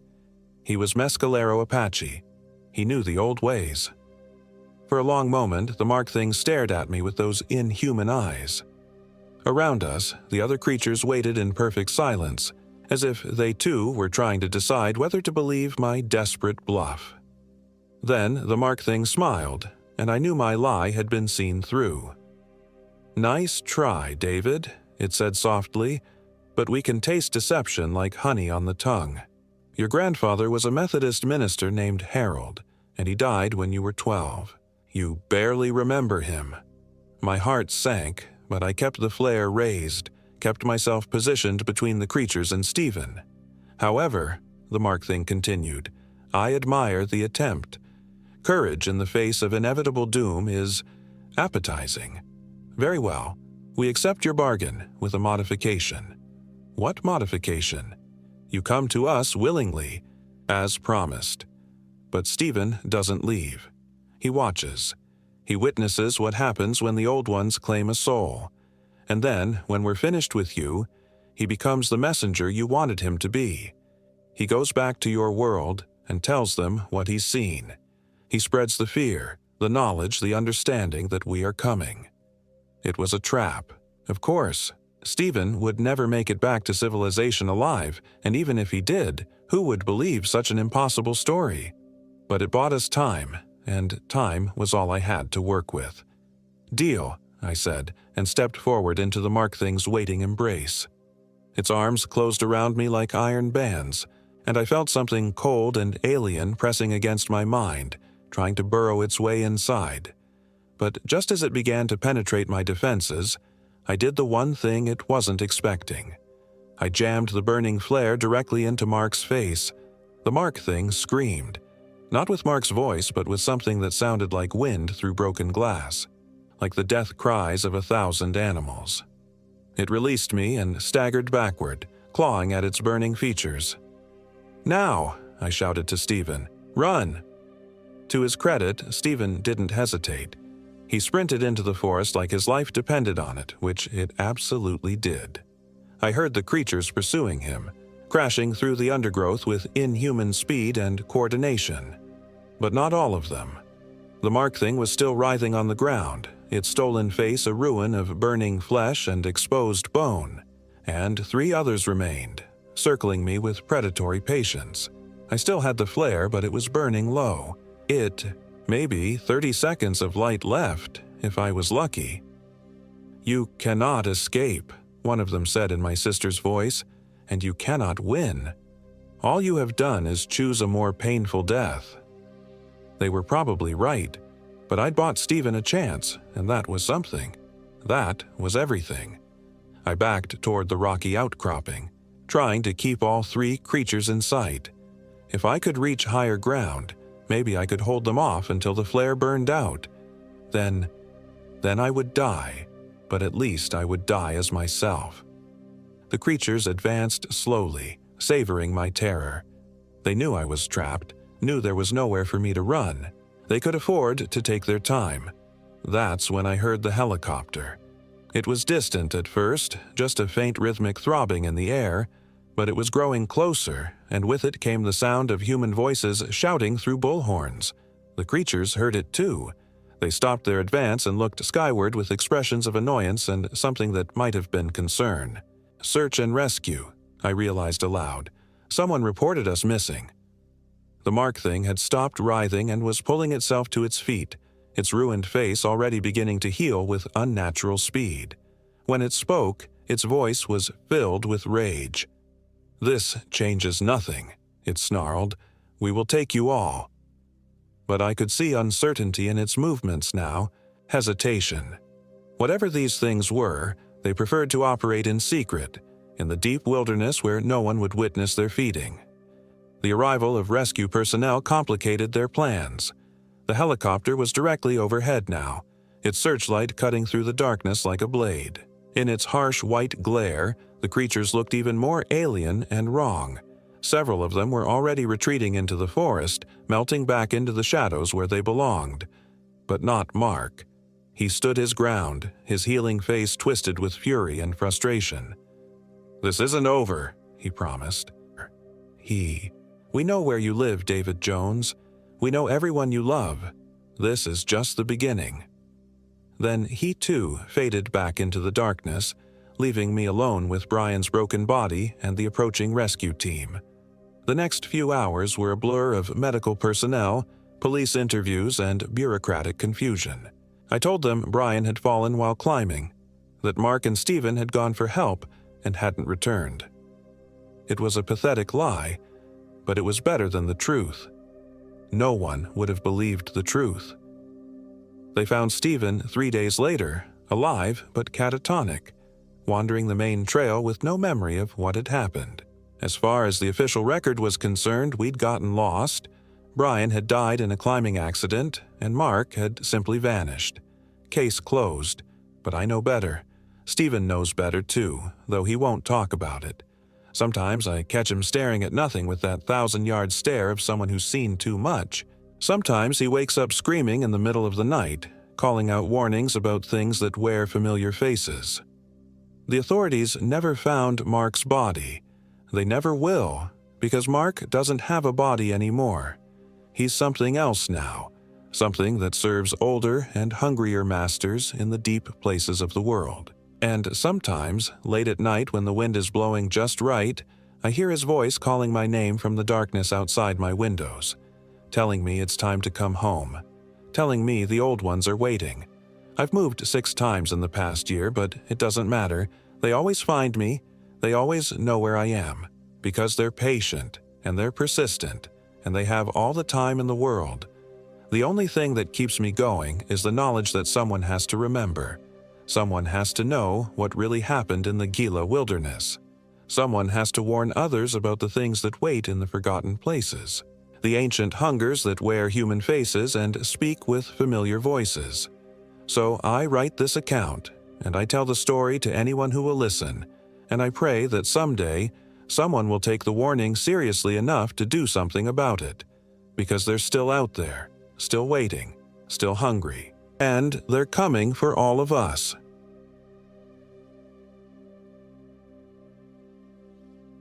My name is Michael Williams, and I am 28 years old. This happened in the Sangre de Cristo Mountains of northern New Mexico, in a place where the pines grow so thick they block out the sun even at midday, and where the wind carries sounds that shouldn't exist. It was supposed to be a simple 3-day backpacking trip. Just me and my best friend since college, David Chen, escaping the suffocating routine of our office jobs in Albuquerque. we'd planned to hike a section of the Pecos Wilderness, starting from the Windsor Trailhead near Santa Fe and making our way to the remote area around Lake Catherine. David had been obsessing over topographical maps for weeks, plotting our route with the precision of a military strategist. "Look at this," he'd said, stabbing his finger at a spot on the map where elevation lines bunched together like angry scars. "Truchas Peak, over 13,000 feet. We could bag it if we push ourselves. I should have paid more attention to the name. Truchas. In Spanish, it means trout. But the locals had a different name for that mountain. They called it Pico Susurrante, the Whispering Peak. I learned that later, too late to matter. We started our hike on a Friday morning in late October. The aspen trees had turned gold, and their leaves rustled with each gust of wind, creating a sound like thousands of tiny voices whispering secrets. The trail was well maintained for the first few miles, winding through groves of ponderosa pine and across meadows where frost still clung to the grass despite the afternoon sun. David was in his element, consulting his GPS every few minutes and identifying plants like some kind of wilderness professor. He'd grown up in Colorado, had been hiking since he could walk, and never let me forget it. I was the city boy, the one who'd learned everything I knew about the outdoors from REI catalogs and YouTube videos. "Check this out," David called from ahead, pointing to a cluster of massive boulders that looked like they'd been placed there by giants. According to the map, this is called Devil's Playground. Apparently there's some local legend about— "Let me guess," I interrupted, adjusting my pack straps. "Something spooky happened here and now it's haunted." David laughed. "Actually, yeah. Story goes that Pueblo hunters used to avoid this area because they said the stones sang at night. They believed the rocks trapped the voices of people who died in the mountains." I looked around at the towering red sandstone formations, some rising 30 feet into the air. The wind was picking up, and I could swear I heard something that sounded almost like humming coming from between the rocks. But that was just the wind, obviously. Had to be. We made good time that first day, covering nearly 8 miles before setting up camp in a small clearing beside a creek that wasn't marked on any of our maps. The water was ice cold and crystal clear, tasting of pine and snow even though we were still below the snow line. "This is perfect," David said, unpacking his tent with the efficiency of someone who'd done this 100 times. "We're completely off the grid here. No cell towers, no GPS satellites, no nothing. Just us and the wilderness." He was right about the no cell service part. Both our phones showed 0 bars, and David's GPS unit kept losing signal, the screen flickering between our location and a blank gray void. He seemed to think it was just the thick canopy interfering with the satellites. That first night passed without incident, unless you count the way the creek seemed to change its tune after midnight, the gentle babbling becoming something that sounded almost like conversation. I convinced myself I was hearing things, that it was just the white noise playing tricks on my tired brain. But I couldn't shake the feeling that something was listening to us. The second day started wrong. I woke up before dawn with the sensation that someone was watching me. The feeling was so intense that I actually unzipped my tent and looked around the campsite, but David's tent was still sealed shut, and there was nothing but darkness beyond the dying embers of our fire. When David finally emerged from his tent, he looked like he hadn't slept at all. His usually neat hair was disheveled, and there were dark circles under his eyes. "Bad dreams?" I asked, offering him some instant coffee. He shook his head, but I noticed his hands were trembling slightly as he took the cup. "Just weird sounds all night, like someone walking around the camp. You didn't hear anything?" I had heard things, but I wasn't about to admit it. Probably just animals, maybe a deer or something. "Yeah," he said, but he didn't sound convinced. "Probably." We broke camp and continued north toward Truchas Peak. The trail became less distinct as we climbed, sometimes disappearing entirely among the jumbled rocks and fallen logs. David's GPS kept malfunctioning, the screen showing our position jumping randomly across the map like we were teleporting through the mountains. "This is fucking weird," he muttered, smacking the side of the device. "I just calibrated this thing last week." The higher we climbed, the stranger things became. The trees grew twisted and gnarled, their branches reaching toward each other across the trail like arthritic fingers. The forest was too quiet. No bird songs, no insects buzzing, just the sound of our footsteps on the rocky path and our increasingly labored breathing. Around noon, we stopped for lunch at what should have been a scenic overlook. According to the map, we should have been able to see for miles across the Rio Grande Valley, but a thick fog had rolled in, reducing visibility to maybe 20 feet in any direction. "This weather doesn't make sense," David said, consulting his barometric altimeter. "The pressure's steady, no sign of a storm system. Where the hell did this fog come from?" I was more concerned with the cold. Despite the sunshine that morning, the temperature had dropped at least 20 degrees. I could see my breath and the fog seemed to be getting thicker by the minute. "Maybe we should head back," I suggested. "This doesn't feel right." David's jaw tightened. I knew that look. It was the same expression he'd worn in college when he refused to admit he was lost during our spring break road trip to Colorado. "We're fine," he said. "It's just mountain weather. This fog will burn off in an hour or two." But it didn't burn off. If anything, it got thicker. By mid-afternoon, we were navigating by compass alone, the GPS having given up entirely and the trail having vanished completely.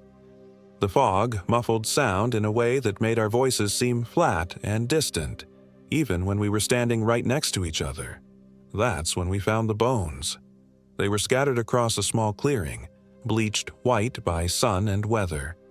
At first, I thought they might be from a deer or elk, but as we got closer, it became clear that the bones were too large, too distinctly shaped. "Jesus Christ," David whispered, kneeling beside what was unmistakably a human skull. "How long do you think these have been here?" The skull was intact but yellowed with age, the jaw hanging open as if frozen in a scream. Around it were scattered ribs, arm bones, and what looked like fragments of a pelvis. But there was something wrong with the arrangement. The bones weren't where they should be if someone had simply died and decomposed here. They were organized, almost ritualistic, arranged in a rough circle around a fire pit filled with cold ashes. "We need to report this," I said, backing away from the remains. "This is a crime scene." "With what?" David held up his dead phone. "We're completely cut off up here. Besides, look at these bones. They've been here for years, maybe decades. Whoever this was, they're long past needing help." I wanted to argue, but he was right. The bones had the weathered look of something that had been exposed to the elements for a very long time. Still, the sight of that grinning skull filled me with a dread that went deeper than simple shock at finding human remains. We decided to make camp nearby, despite my protests. David argued that we were losing daylight and the fog was too thick to navigate safely. He was probably right, but I couldn't shake the feeling that staying near those bones was a terrible mistake.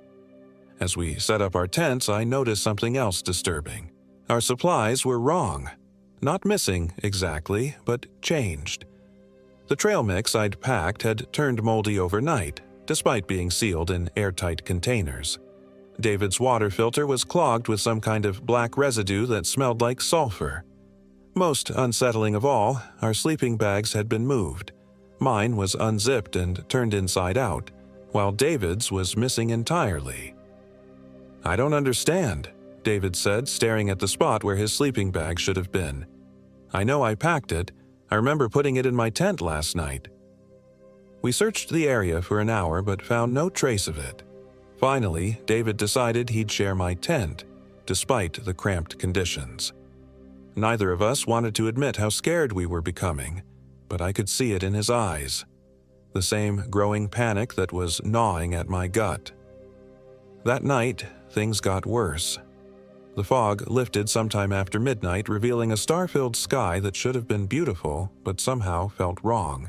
The constellations were in the right places, but they seemed too bright, too close, as if the sky had been lowered like a ceiling. I was dozing fitfully when I heard David's voice from outside the tent. "Mike, he said softly. "Mike, come out here. You need to see this." I unzipped the tent and stepped outside, expecting to find David standing nearby. Instead, I found our campsite empty, the fire reduced to cold ashes. David was nowhere to be seen. "David?" I called softly, not wanting to shout in the mountain silence. "Over here," came his voice, but it sounded distant, distorted. "By the bones. You have to see this." I grabbed my flashlight and made my way toward the clearing where we'd found the remains. The beam of my light cut through the darkness, illuminating the scattered bones. But David wasn't there. "David, where are you?" "Right here," his voice said, but now it seemed to be coming from directly behind me. I spun around, heart hammering, but found nothing but empty forest. The fog was starting to roll back in, and with it came a sound I'd never heard before, a low, rhythmic humming that seemed to come from the bones themselves. "This isn't funny, David," I shouted, abandoning any pretense of quiet. "Where the hell are you?" The humming stopped. The forest went completely silent, not even the whisper of wind through the trees. And then, from somewhere in the darkness beyond my flashlight's reach, came David's voice again. But this time it was different. The words were right, but the tone was all wrong. Flat, emotionless, like someone reading from a script. "Come find me, Mike. I'm waiting for you in the dark places." I ran back to the tent, zipped myself inside, and didn't come out until dawn. When morning came, David was sitting by a freshly built fire, calmly preparing instant oatmeal as if nothing had happened. "Morning," he said without looking up. "Sleep well?" "Jesus Christ, David, where the hell were you last night? I looked everywhere for you." He glanced up at me with a puzzled expression. "What are you talking about? I was right here all night. You were the one tossing and turning, talking in your sleep." "That's impossible. I heard you outside the tent. You told me to come see something by the bones." David's face went completely blank for a moment, like a computer rebooting. Then he smiled, but it didn't reach his eyes. "I think you had a nightmare, buddy. Mountain air can mess with your head sometimes. Makes you hear things that aren't there." But I knew what I'd heard, and looking at David now, sitting perfectly still with that artificial smile, I knew something was fundamentally wrong. His movements were too precise, too deliberate. He blinked too infrequently. And when he spoke, there was a slight delay, as if he had to think about each word before saying it. "We should head back today," I said carefully. "This fog is too dangerous. We could get seriously lost." "Nonsense," David replied, still with that unsettling smile. "We're so close to Trucker's Peak. It would be a shame to turn back now." I studied his face, looking for some sign of the friend I'd known for 8 years. David had always been cautious to a fault, the kind of person who checked the weather forecast 3 times before leaving the house. The David sitting in front of me was suggesting we continue deeper into dangerous terrain with a recklessness that was completely out of character. "You're scaring me, man," I said honestly. "Something's not right here. Something happened to you last night." For just a moment, David's expression flickered, and I saw something else looking out through his eyes. Something cold and hungry and absolutely inhuman. "Nothing happened to me," he said, and his voice had an odd harmonic quality, as if multiple people were speaking in perfect unison. "I'm exactly the same as I've always been. Can't you see that? Mike? Can't you see how much better everything is now?" I backed away slowly, my hand moving instinctively toward the knife on my belt. "David, I think we need to get you to a hospital. You might have altitude sickness or—" "I'm fine," he interrupted, and when he stood up, his movements were wrong, too fluid, like he was floating rather than walking. "But you seem distressed. Perhaps you need to rest. Perhaps you need to sleep for a very long time." That's when I ran. I grabbed my pack and sprinted into the forest, crashing through undergrowth and leaping over fallen logs with no regard for direction or safety. Behind me, I could hear David's voice calling my name, but it was coming from multiple directions at once, as if the forest itself had learned to speak with his tongue. "Mike, where are you going? Come back, Mike. We're friends, remember? Best friends. Don't leave me alone up here." But underneath the familiar words, I could hear something else. A sound like wind through dry leaves, or maybe the whispered prayers of dying men. I ran until my lungs burned and my legs gave out, finally collapsing behind a massive fallen pine tree. I waited there in silence, listening for any sign of pursuit, but the forest had gone quiet again. Even the wind had stopped. It was then that I realized I was completely lost. In my panic, I'd abandoned any attempt to follow a trail or maintain my bearings. The fog had closed in again, and I couldn't see more than a few feet in any direction. My compass spun wildly, unable to find magnetic north, and my GPS was nothing but a dead weight in my pack. I tried to retrace my steps, but every direction looked the same. Endless ranks of twisted pine trees disappearing into gray mist. Worse, I was starting to see things moving in my peripheral vision, dark shapes that vanished whenever I turned to look directly at them. After what felt like hours of wandering, I stumbled into another clearing. For a moment, I thought I'd somehow circled back to our campsite, but this place was different. Older. The trees around the perimeter were massive, ancient things that must have been growing when Spanish conquistadors first entered these mountains. In the center of the clearing stood a structure that made my blood freeze. It was made of bones. Human bones, arranged with architectural precision into something that was part shelter, part shrine. Skulls formed the foundation. Arm and leg bones were stacked like cordwood to create walls, and ribs arched overhead to form a grotesque roof. The whole thing was held together with sinew and what looked like dried flesh. And sitting in the doorway of this nightmare construction was David. Only it wasn't David anymore, not really. The thing wearing his face was wrong in ways that made my eyes water to look at directly. Its proportions were subtly off. Limbs too long, fingers with too many joints. A head that tilted at angles human necks weren't designed for. When it smiled at me, I could see that its teeth had been filed to points. "There you are," it said in David's voice, but the sound seemed to come from inside the bone structure rather than from the thing's mouth. I was starting to worry. This place can be dangerous if you don't know where you're going. "What are you?" I whispered, not trusting my voice to remain steady. "I'm your friend," it replied, standing up with movements that reminded me of a marionette controlled by a drunk puppeteer. "I'm David. Don't you recognize me? David is dead, isn't he?" The thing that wore my friend's face tilted its head to one side, considering the question. "Dead is such a limiting concept," it said finally. "David is changed, improved. He's part of something larger now, something that's been waiting in these mountains for a very long time." It took a step toward me, and I noticed that its feet didn't quite touch the ground. "The Pueblo people knew about us," it continued conversationally. "They called us the Nakai, the ones who walk between the living and the dead. We've been here since before their ancestors crossed the land bridge, waiting and watching and growing hungry." "What do you want from me?" "Want?"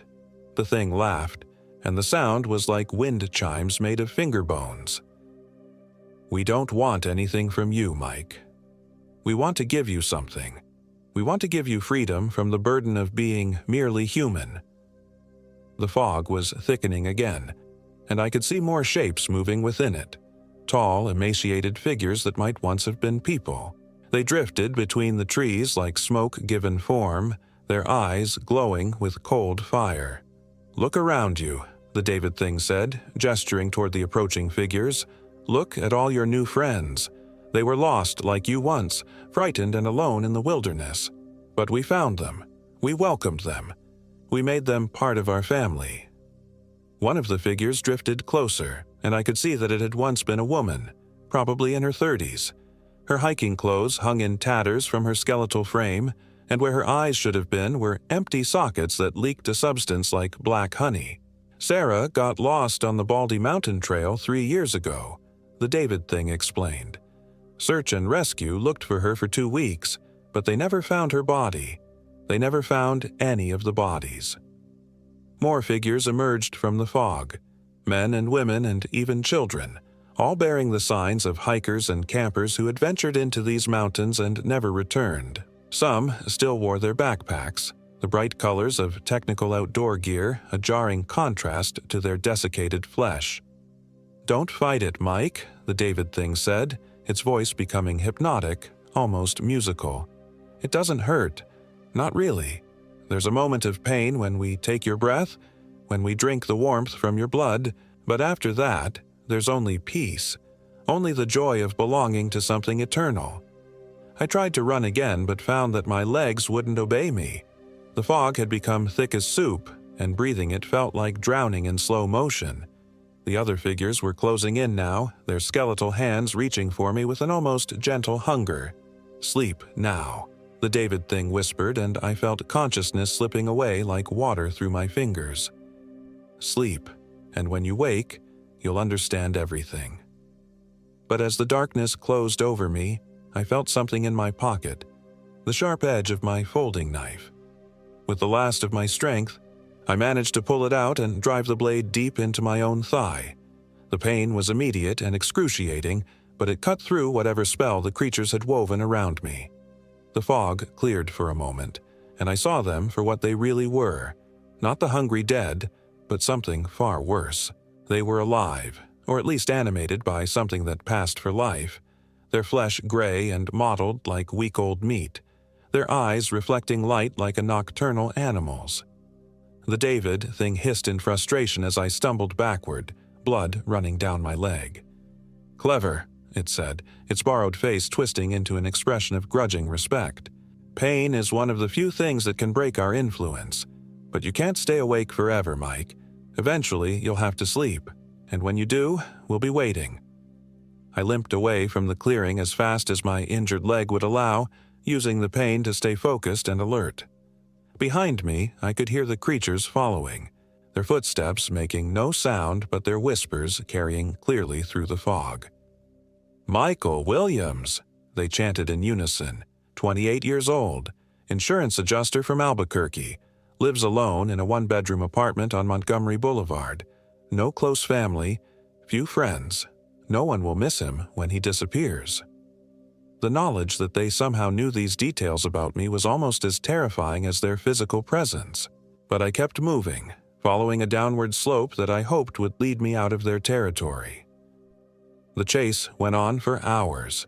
Every time I stopped to rest, they would appear at the edge of my vision, patient as vultures. The David thing seemed to be their leader, always staying just close enough that I could see its stolen face. "You're only making this harder on yourself," it called out during one of our rest periods. "David is in here with us, you know. He's screaming for you to help him. Don't you want to save your friend?" I almost believed it.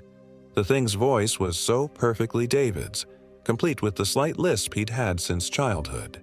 But I forced myself to remember that David was gone, had probably been gone since that first night when I'd heard his voice calling from the darkness.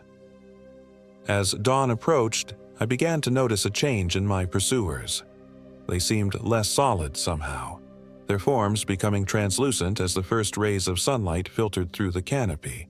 The David thing's stolen face was flickering like a bad television signal, occasionally revealing something pale and eyeless underneath. "Daylight won't save you," it said, but its voice was weaker now, distorted. "We are patient. We have been waiting in these mountains for centuries. We can wait a little longer." But they were retreating, fading back into the shadows between the trees. I pressed my advantage, forcing myself to keep moving despite the pain in my leg and the exhaustion that made every step an effort. It was nearly noon when I finally stumbled onto a real trail. Not the primitive path we'd been following, but a well-maintained hiking route with wooden markers and clear blazes on the trees. I followed it downhill, moving as fast as I could manage, desperate to put distance between myself and whatever those things were. 3 hours later, I limped into the Windsor Trailhead parking lot to find it nearly empty except for a Forest Service truck and my own car. A park ranger was checking permits and looked up in alarm when he saw my condition. "Jesus, what happened to you?" he asked, rushing over to help me. I tried to explain, but the words wouldn't come. How could I tell him about the bone structure in the clearing, about the creatures that wore human faces like masks, about the thing that had stolen my best friend's body? There was an accident, I managed finally. My friend, he's still up there. He's hurt. You need to send a search team. The ranger, his name tag read Johnson, helped me to his truck and radioed for a medical evacuation.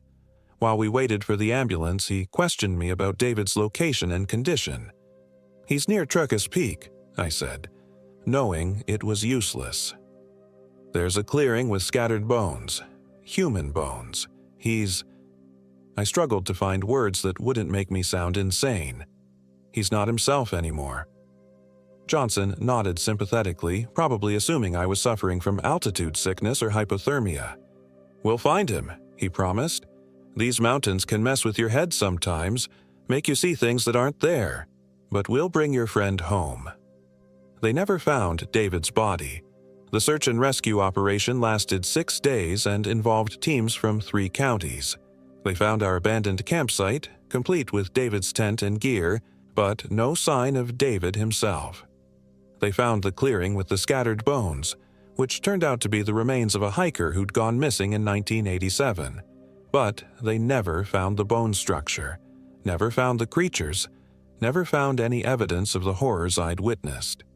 The official report concluded that David had suffered some kind of psychotic break and wandered off into the wilderness. They assumed his body would turn up eventually, probably the following spring when the snow melted. My own account was dismissed as the hallucinations of someone suffering from trauma and exposure. I tried to move on with my life, but the nightmares never stopped. Every time I closed my eyes, I saw David's face with those terrible empty sockets behind it. I heard his voice calling my name from impossible distances, promising that he was still waiting for me in the dark places of the mountains. 6 months later, I received a package with no return address. Inside was a photograph of the Truchas Peak area taken from a high altitude, probably by a satellite or drone. At first, it looked like nothing more than a standard topographical image, but when I looked closer, I could see a pattern in the arrangement of trees and clearings. It was a face. David's face, formed by the very landscape itself. Eyes made of empty meadows and mouth outlined by dead trees. And in the center of that impossible portrait, barely visible unless you knew what to look for, was the bone structure where I'd last seen the thing that wore my friend's skin. Scrawled across the bottom of the photograph in handwriting I recognized was a single sentence. "Still waiting for you, Mike." I moved to Florida the next week, put as much distance as I could between myself and those whispering peaks. But distance doesn't matter, not really. Sometimes, when the wind is just right and the night is particularly dark, I can still hear David's voice calling my name, and I know that someday, somehow, I'm going to have to go back. Because whatever took my friend is still up there, still hungry, still patient. And it's not going to stop until it has what it wants. The Na'kai are waiting in the dark places between the living and the dead, and they have all the time in the world.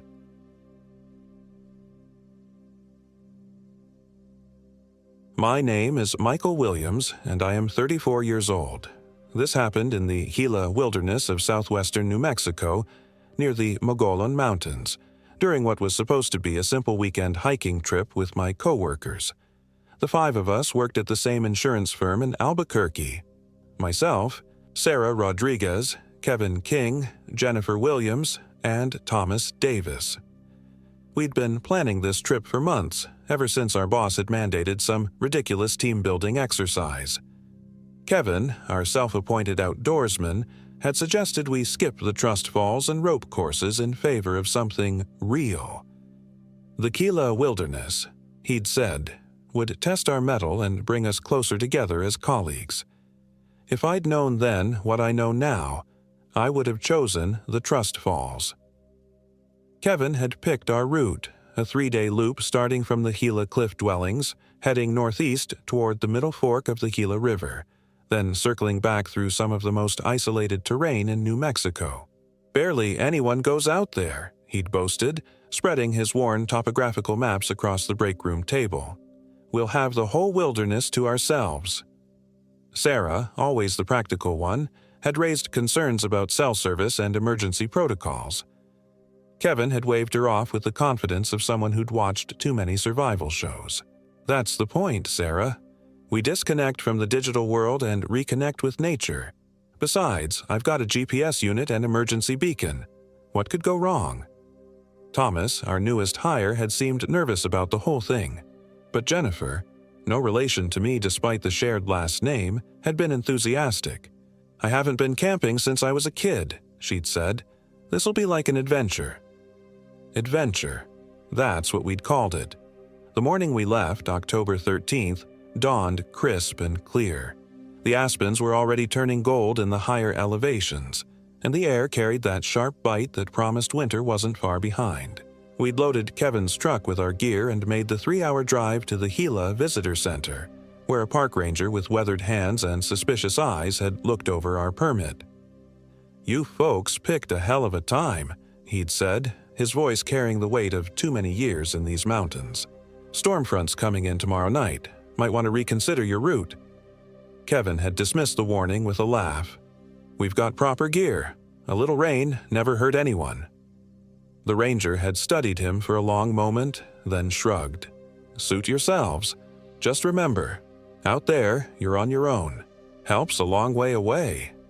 I should have listened to the way he'd said, "out there," like he was talking about another world entirely. The first day's hike had been pleasant enough. We'd followed the well-marked trail past the ancient cliff dwellings, those ghostly stone rooms built into the canyon walls by people whose names were lost to time. Thomas had been particularly fascinated by them, taking pictures and asking questions about the Mogollon culture that had once called this place home. "Just think," he'd said, running his fingers along the ancient stonework. "People lived here for centuries. What do you suppose made them leave?" "Drought." "Probably," Kevin had answered dismissively. "Or warfare. That's usually how these things go." But I'd noticed something else in those empty chambers. A feeling of abandonment so profound it seemed to seep from the very stones. The shadows in the rooms had seemed too dark, too deep, and I'd caught myself looking over my shoulder more than once as we'd continued up the trail. We'd made good time that first day, covering nearly 8 miles before setting up camp in a small meadow beside the Middle Fork. The sound of running water had been soothing, and we'd built a fire as the sun set behind the canyon walls. Kevin had produced a bottle of whiskey, and we'd passed it around while sharing stories about our worst customers and most ridiculous claims. For a while, it had felt like what Kevin had promised, a chance to bond away from the fluorescent-lit confines of our office cubicles. Sarah had laughed at Thomas's impression of our overbearing supervisor, and even Jennifer, usually quiet and reserved, had opened up about her recent divorce. "I just needed to get away," she'd said, staring into the dancing flames. "Feel like myself again, you know?" I'd understood completely. The wilderness had a way of stripping away all the artificial layers of modern life, leaving you with just the essential you. What I hadn't realized then was that sometimes what got stripped away was more than you bargained for. The first sign something was wrong came during the night. I'd always been a light sleeper, and around 2 in the morning, I'd been jolted awake by the sound of something moving outside our tents. Not the usual small animal rustling you'd expect in the woods, but something larger, more deliberate. I'd lain still in my sleeping bag, listening to the careful, measured footsteps circling our campsite. They'd moved with an odd rhythm. Step, step, pause, step, step, pause. Like whatever was making them was learning how to walk. The footsteps had stopped directly outside my tent. Through the thin nylon wall, I'd been able to see a shadow, tall and unnaturally thin, just standing there. For what felt like hours, neither of us had moved. The thing outside and me inside, both perfectly still, both perfectly aware of the other. Then, just as suddenly as they'd started, the footsteps had moved away, fading into the darkness beyond our camp. In the morning, I'd convinced myself it had been a dream. The others had slept soundly, and there were no tracks in the soft earth around our tents. Kevin had laughed when I'd mentioned it over coffee and instant oatmeal. "Probably just an elk," he'd said. "They can be curious about human camps. Nothing to worry about." But Sarah had given me a long look. "I heard something too," she'd said quietly. "Around 3, like someone whispering just outside my tent." "Whispering what?" Jennifer had asked. Sarah had hesitated. I couldn't make out the words. It wasn't in English. Kevin had rolled his eyes. "First night in the wilderness, people always imagine things. Your minds are just adjusting to all the natural sounds." Thomas had nodded along, but I'd noticed he'd kept glancing over his shoulder as we'd broken camp. The second day's hike had taken us deeper into the wilderness, following an increasingly faint trail that wound through stands of ponderosa pine and Douglas fir. The forest had grown thicker, the canopy overhead blocking out more and more of the sky until we'd been hiking through a perpetual twilight. That's when our technology had started failing. Kevin's GPS unit had been the first to go, its screen flickering and displaying impossible coordinates that placed us somewhere in the middle of the Pacific Ocean. His backup compass had spun wildly, unable to find magnetic north. Then our phones had started dying, their batteries draining despite being fully charged that morning. "Must be some kind of magnetic anomaly," Kevin had said, but his voice had lacked its usual confidence. "These mountains are full of mineral deposits. It's probably interfering with our electronics." But it wasn't just our electronics. The trail itself had seemed to shift when we weren't looking directly at it. Markers that had been clear and obvious would disappear, only to reappear yards away from where they'd been before. Paths that had led steadily uphill would suddenly be descending into valleys that hadn't been there moments earlier. By noon, we'd been completely lost. "This doesn't make sense," Kevin had muttered, spreading his paper maps on a fallen log. "According to these, we should have reached the ridge 2 hours ago." The maps had shown our planned route clearly marked, but the landscape around us had borne no resemblance to the neat topographical lines on the paper. We'd been surrounded by dense forest with no sign of the open meadows and rocky outcroppings that should have been there. "Maybe we took a wrong turn," Thomas had suggested, though we'd all known there hadn't been any turns to take. The trail had been a single, unbroken line through the trees. It was Sarah who'd first noticed the silence. "Listen," she'd said, holding up her hand. "Do you hear that?" We'd stopped and listened. Nothing. No bird calls, no insect buzzing, no wind through the trees. Even our own breathing had seemed muffled, as if the forest was absorbing every sound. "That's not natural," Jennifer had whispered. "There should be something." The silence had pressed in around us like a living thing, heavy and oppressive and wrong. In that moment, I'd felt the first real stirring of fear, not the rational concern about being lost, but something deeper and more primitive. The kind of fear that had kept our ancestors alive when they'd shared the world with things that hunted in the dark. We'd decided to set up camp early, in a small clearing that had appeared just when we'd needed it most.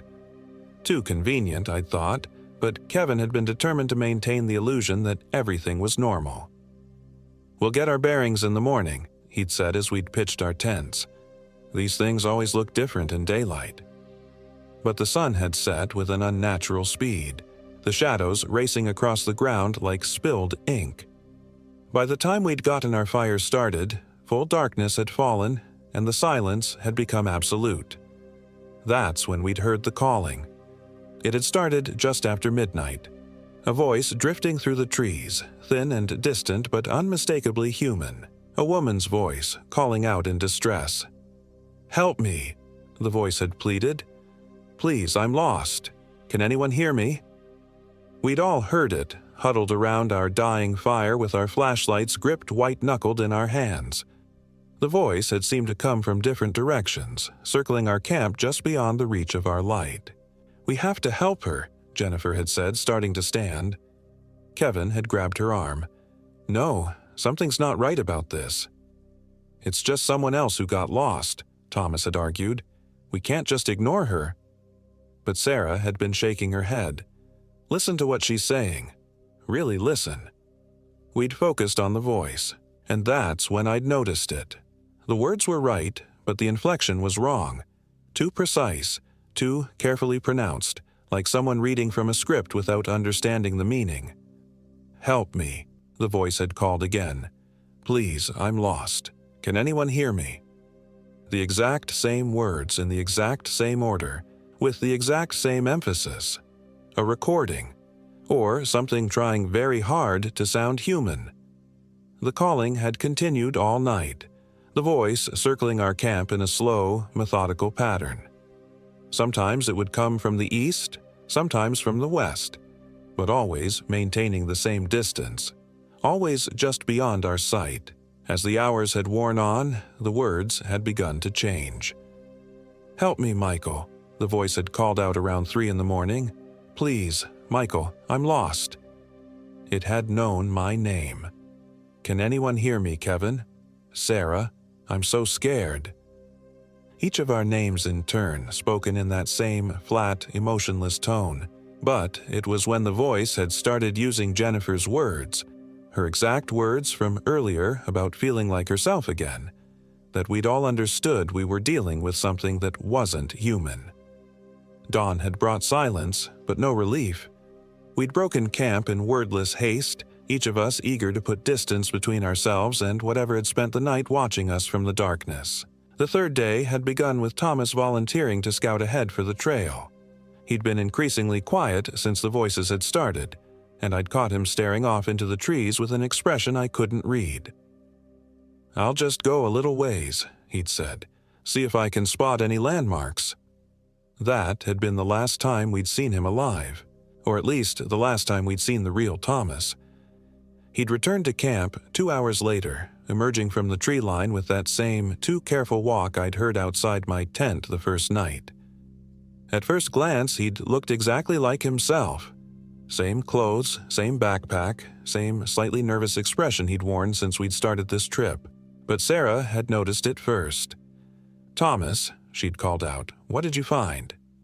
He'd turned to look at her, and his smile had been wrong. Too wide, lasting too long, showing too many teeth.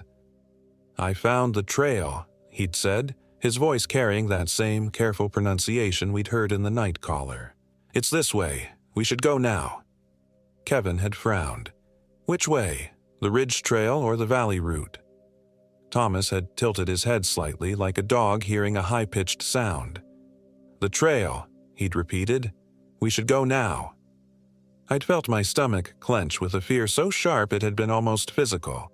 This thing wearing Thomas's face didn't understand the question, because it didn't know about the different routes. It only knew that it was supposed to lead us somewhere. "Thomas," Jennifer had said slowly, "what's my last name?"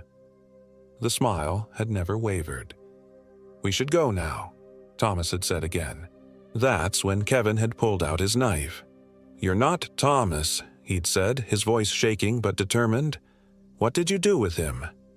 The thing had looked at the knife with mild curiosity, its head tilting the other way. When it had spoken again, its voice had been different. Not Thomas's careful pronunciation, but something older and hungrier. "Your friend is safe," it had said. "He is with us now. He is happy. You can be happy too." "Where is he?" Sarah had demanded. The thing had gestured vaguely toward the trees. "He is becoming, as you will become, as you are all becoming." I'd seen movement in the forest then, shadows that moved wrong, shapes that were almost human, but not quite. And among them, I'd caught a glimpse of something that might have been Thomas, standing perfectly still and staring at us with eyes that reflected light like an animal's. We'd run.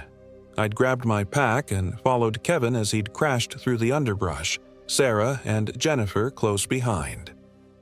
The thing wearing Thomas's face had made no attempt to follow us, but I'd heard it calling out in Thomas's voice as we'd fled. "Wait for me," it had pleaded. "Don't leave me behind. I'm scared." But underneath Thomas's words, I'd heard something else. A sound like laughter, or maybe feeding. We'd run until our lungs had burned and our legs had given out, finally collapsing in a narrow ravine that provided some illusion of shelter. Kevin had been the first to speak, his voice hoarse from exertion and fear. "What the hell was that thing?" Sarah had been shaking, her face pale. "I've heard stories," she'd whispered. "Native American folklore. Shapeshifters. Things that steal your identity." "Skinwalkers," Jennifer had said quietly. "My grandmother used to tell stories about them. Navajo witches who wore the skins of animals and men." Kevin had scoffed, but his skepticism had sounded forced. "That's just superstition." "Is it?" I'd asked. "Because that thing knew our names. It knew what Thomas looked like, how he moved, but it didn't know anything about him." We'd huddled in that ravine as the afternoon had worn on, trying to make sense of what we'd experienced. But as the shadows had grown longer, we'd realized we had a more immediate problem. We were still lost, our supplies were running low, and something was hunting us. "We need to find a way out of here," Kevin had said, studying his useless maps. "If we can reach the main trail, we can follow it back to the parking area." But the forest around us had continued to shift and change, paths appearing and disappearing like mirages. We'd tried to retrace our steps, but the ravine we'd sheltered in had somehow become a box canyon with no exit except the way we'd come. That's when we'd heard Thomas calling again. "Michael?" His voice had drifted down from the canyon rim. "Sarah, Kevin, Jennifer, I found the way out. Come up here." We'd looked up to see a figure silhouetted against the darkening sky. From a distance, it had looked exactly like our missing colleague, but none of us had been fooled. "Come up," the thing had called. "It's safe up here. You can see the trail from here." "Go to hell," Kevin had shouted back. The figure had stood there for a long moment, perfectly still. Then it had begun to change. The silhouette had grown taller, thinner, its limbs stretching until they'd looked wrong. When it had spoken again, its voice had been a chorus of sounds. Thomas, but also the woman from the first night and other voices I'd almost recognized. "You cannot hide," it had said. "We know where you are. We know who you are. Soon, we will know what you are." Night had fallen with that same unnatural speed, and the voices had started again. But this time, they'd been closer, coming from all around us. Multiple voices, all speaking at once, all wearing the faces and words of people we'd known. Thomas, pleading for help. My mother, calling my name. Sarah's dead sister, singing a lullaby. Kevin's ex-wife, asking why he'd left her. Jennifer's daughter, crying for her mommy. They'd known everything about us. Every loss, every regret, every secret shame, and they'd used it all against us. Their voices weaving together into a symphony of psychological torture that had driven us deeper into the canyon, away from the rim and any hope of escape. By dawn, we'd been at the bottom of a maze of stone walls and narrow passages that definitely hadn't been there the day before. The geography itself had been working against us, reshaping itself to funnel us toward some predetermined destination. That's when we'd found the cave. It had appeared at the end of a particularly narrow passage, its mouth yawning open like a wound in the rock. The smell that had drifted out, decay and copper and something else, something sweet and wrong, had made us all gag. But we'd had nowhere else to go. The canyon walls had been too steep to climb, and the passage behind us had somehow sealed itself while we'd been moving forward. "We're not going in there," Sarah had said, but her voice had lacked conviction. Inside the cave, we'd found them. The remains of dozens of people, arranged in careful rows like a museum display. Some had been old, their bones yellowed and cracked. Others had been fresh enough that I'd been able to see their faces, frozen in expressions of terminal horror. And in the center of it all, we'd found Thomas. The real Thomas, not the thing that had been wearing his face. He'd been alive, technically, but what had been done to him had been worse than death. His skin had been flayed away in careful strips, peeled back to reveal the muscle and bone beneath. But he'd still been breathing, his eyes tracking our movement as we'd approached. "Kill me," he'd whispered through lips that had no longer been there. "Please, it's been wearing me for hours. I can feel it putting me on and taking me off." I'd wanted to help him, but Kevin had grabbed my arm. "Look around," he'd said. "Look at all of them." I'd followed his gaze and seen the truth. Every corpse in that cave had been flayed in the same way, their skins removed with surgical precision. And hanging from hooks along the walls, like costumes in a wardrobe, had been the skins themselves. Dozens of them. Hundreds. All perfectly preserved, waiting to be worn. That's when the laughter had started. It had echoed from deeper in the cave, the sound bouncing off the walls until it had seemed to come from everywhere at once. A sound of pure malevolent joy, the laughter of something that had found its favorite game. The thing that had been wearing Thomas's face had emerged from the shadows, but now it hadn't bothered to maintain the disguise. It had been tall and gaunt, its limbs too long and jointed in wrong places. Its skin had been the color of old bone, and its face had been a constantly shifting mass of features stolen from its victims. "You found our collection," it had said in a voice that had been a mixture of everyone it had ever consumed. "Do you like it? We have been gathering for such a long time." More shapes had emerged from the darkness behind it. Other skinwalkers, other collectors of human identity. They'd moved with that same careful, learning gait, as if they'd been practicing how to be human but hadn't quite mastered it. "We need new additions," the first one had continued. "Yours will do nicely. Such interesting lives you have lived. Such interesting fears you carry."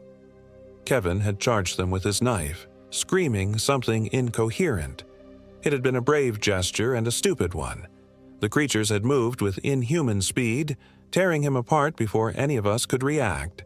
His screams had echoed through the cave until they'd been cut short by a wet, tearing sound. Then they'd turned to us. Sarah had broken first, her mind snapping under the accumulated horror of the past 3 days. She'd started laughing, a high, hysterical sound that had gradually become indistinguishable from the creature's own laughter. When they'd come for her, she hadn't resisted. Jennifer had tried to run, but there had been nowhere to go. The cave had stretched back into darkness, its passages branching and rebranching like a maze designed by madmen. Her screams had faded into the distance, then stopped abruptly. That had left just me and the things that had once been my friends and colleagues. The lead creature had approached slowly, savoring the moment. Its face had cycled through identities like a slideshow. Thomas, then Kevin, then Sarah, then Jennifer, then people I'd never seen before. Decades of victims, all trapped within its stolen flesh. "You are the last," it had said in my mother's voice. "The most afraid. Fear makes the skin taste better. We will save you for last, wear you for longest." But I'd had one advantage the others hadn't. I'd been watching them, learning their patterns. They'd been creatures of habit, following the same rituals they'd used for generations. And in their arrogance, they'd made a mistake. They'd left Thomas alive. While the lead creature had been monologuing, I'd managed to crawl over to where Thomas lay dying. His eyes had still been aware, still tracking my movement, and clutched in his flayed hand had been something they'd missed, a small emergency flare from his pack. "Do it," he'd whispered. "Burn them all."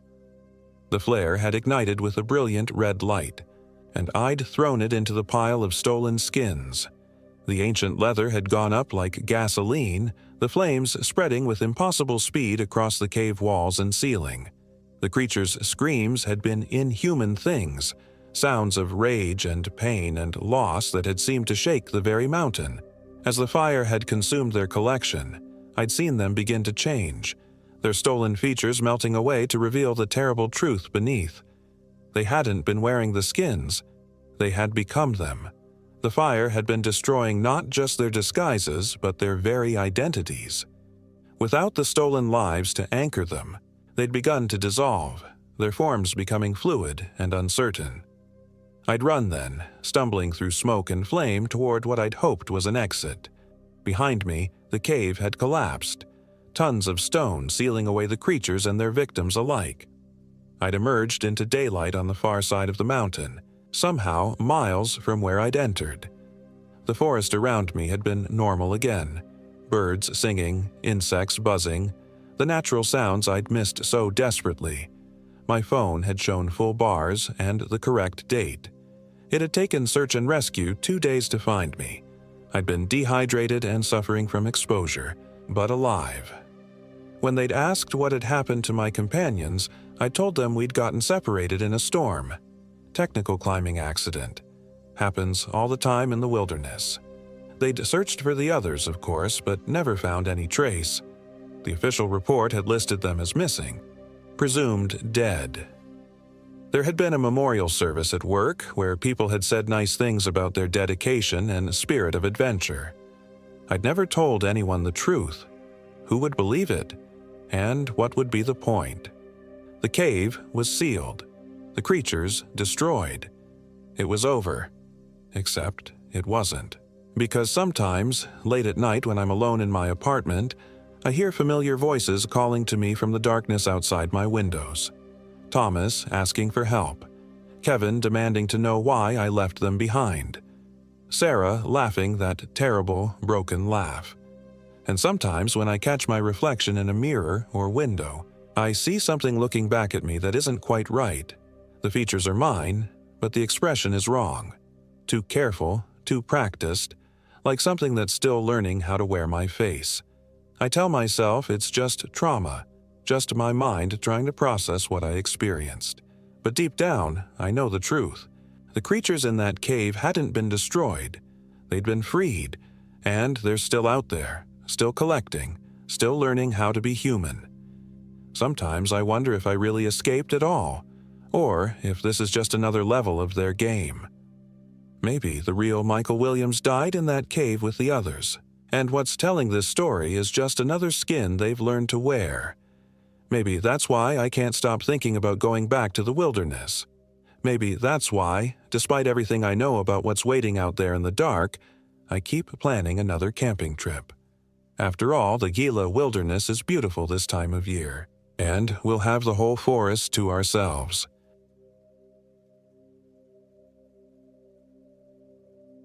My name is Kenneth Young, and I am 35 years old. This happened in the Gila wilderness of New Mexico, about 40 miles northeast of Silver City, in a place where the nearest human being was at least 2 days' walk through terrain that could kill you if you made one wrong step. I'd been living off-grid for 8 months by then, having finally snapped after my third layoff in 2 years and my wife leaving me for her personal trainer. The cabin I'd built wasn't much, just rough-hewn logs and a tin roof, but it was mine, tucked into a narrow canyon where Willow Creek carved its way through redstone and juniper. The isolation had been exactly what I'd needed. No more office politics, no more pretending to care about quarterly reports, no more lying awake at night wondering what I'd done wrong. But isolation, I was learning, could be a double-edged blade. It started on a Tuesday in late October. I remember because I'd been marking days on a piece of bark with my knife, trying to keep some connection to the calendar. The aspens higher up the canyon walls had turned gold, and the air carried that sharp bite that meant winter wasn't far behind. I'd been checking my snares when I noticed the first sign something was wrong. Every snare was empty. Not sprung, not broken, just empty. But around each one, pressed deep into the soft earth, were footprints that made my stomach clench. They were human-shaped, but wrong, too wide and long, with what looked like claw marks extending beyond where toes should end. The prints circled each snare multiple times as if whatever made them had been studying my work. I told myself it was just a bear. Bears could leave weird tracks in soft ground, and they were smart enough to avoid snares. But bears didn't typically walk on 2 legs, and these prints showed a clear heel-to-toe gait pattern. That night, I double-checked all my door and window latches before settling in by the wood stove. I'd grown comfortable with the darkness in my months here, but now every shadow seemed to shift with malevolent purpose.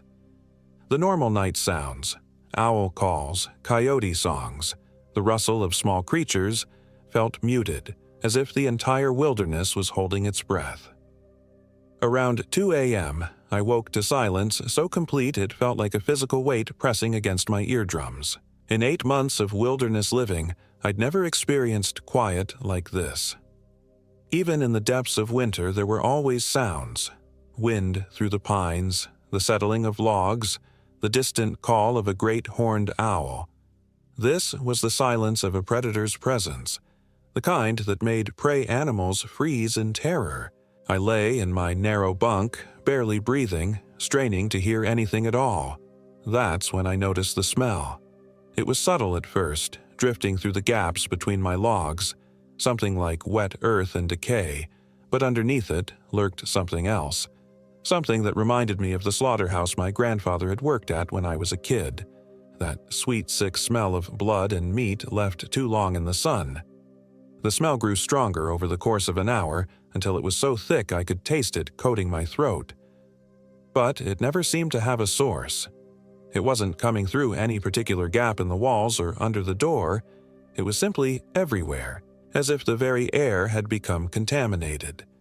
When dawn finally came, I stumbled outside and immediately vomited into the creek. The smell vanished the moment sunlight touched the canyon floor, but its memory lingered in my sinuses like a stain. I spent that day convincing myself it had been a nightmare, some kind of stress response to the isolation, but when I checked my snares again, I found something that made my hands shake as I examined it. One of the snares had been triggered, but instead of catching an animal, it held a piece of fabric. Dark cloth, rough woven, like nothing I'd seen in any outdoor gear catalog. The fabric was warm to the touch despite the cold morning air, and when I lifted it close to examine the weave, I caught a whiff of that same putrid smell from the night before. I dropped the cloth immediately and backed away from the snare. That's when I noticed the tracks again, only this time they led directly to my cabin and circled it 3 times before disappearing into the creek bed. Something had stood outside my walls while I slept, close enough to touch the logs, close enough to peer through the gaps and watch me lying helpless in the dark. The rational part of my mind insisted there had to be an explanation. Maybe some drifter was playing pranks, or there was a perfectly normal person living somewhere nearby that I hadn't discovered yet. But the Gila Wilderness covered over 558,000 acres of some of the most remote terrain in the lower 48. The nearest road was a bone-jarring 40 miles away, and the idea that someone else was out here, playing elaborate mind games with a hermit, seemed less likely than the alternative explanations my hindbrain kept whispering. That afternoon, I hiked up to the rim of the canyon to get better cell phone reception and try calling my buddy Marcus, who'd helped me haul supplies out here back in February. I needed to hear another human voice, needed confirmation that the normal world still existed somewhere beyond these red stone walls. The phone caught 2 bars about a mile up the mesa, near a cluster of ancient Mogollon ruins that I'd been meaning to explore. Marcus's voice crackled through with irritating clarity. "Ken, Jesus, man, I was starting to think you died out there. How's the hermit life treating you?" I found myself looking over my shoulder at the empty landscape, checking for movement among the pinon pines. "It's good, different. Listen, Marcus, have you heard anything about other people camping out here? Maybe someone who might be, I don't know, playing pranks?" "Pranks? Dude, you're 40 miles from the nearest gas station. What kind of pranks?" I tried to explain about the tracks and the smell, but hearing myself describe it made it sound ridiculous. Marcus listened with the patience of an old friend, but I could hear the concern creeping into his voice. "Ken, buddy, you sure you're okay out there? I mean, being alone that long? It can mess with your head. Maybe you should come back to town for a few days, get some human contact." "I'm fine," I said, too quickly. "Just wanted to check in." But after I hung up, his words echoed in the thin mountain air. 8 months of solitude. Maybe I was losing my grip on reality. Maybe the stress of the divorce and the job losses had finally cracked something essential in my psyche, and now I was creating threats where none existed. The thought should have been comforting, but somehow it made everything worse. If I was having a breakdown, I was having it 40 miles from help, with winter coming and my food supplies running low. I made it back to the cabin just as the sun was setting behind the western rim of the canyon. The temperature dropped 20 degrees in the space of 15 minutes, and I hurried to get a fire going in the wood stove. As I knelt to arrange kindling, I noticed something that made my blood freeze in my veins. There were handprints pressed into the dust on my cabin floor, but they weren't quite right. The fingers were too long, the palms too narrow, and there seemed to be an extra joint in each finger. Worse yet, they were positioned as if something had been crawling on all fours around the inside of my cabin. I grabbed my rifle from the corner and checked every inch of the single room. Nothing. No sign of how something could have gotten in. All the windows were still latched from the inside.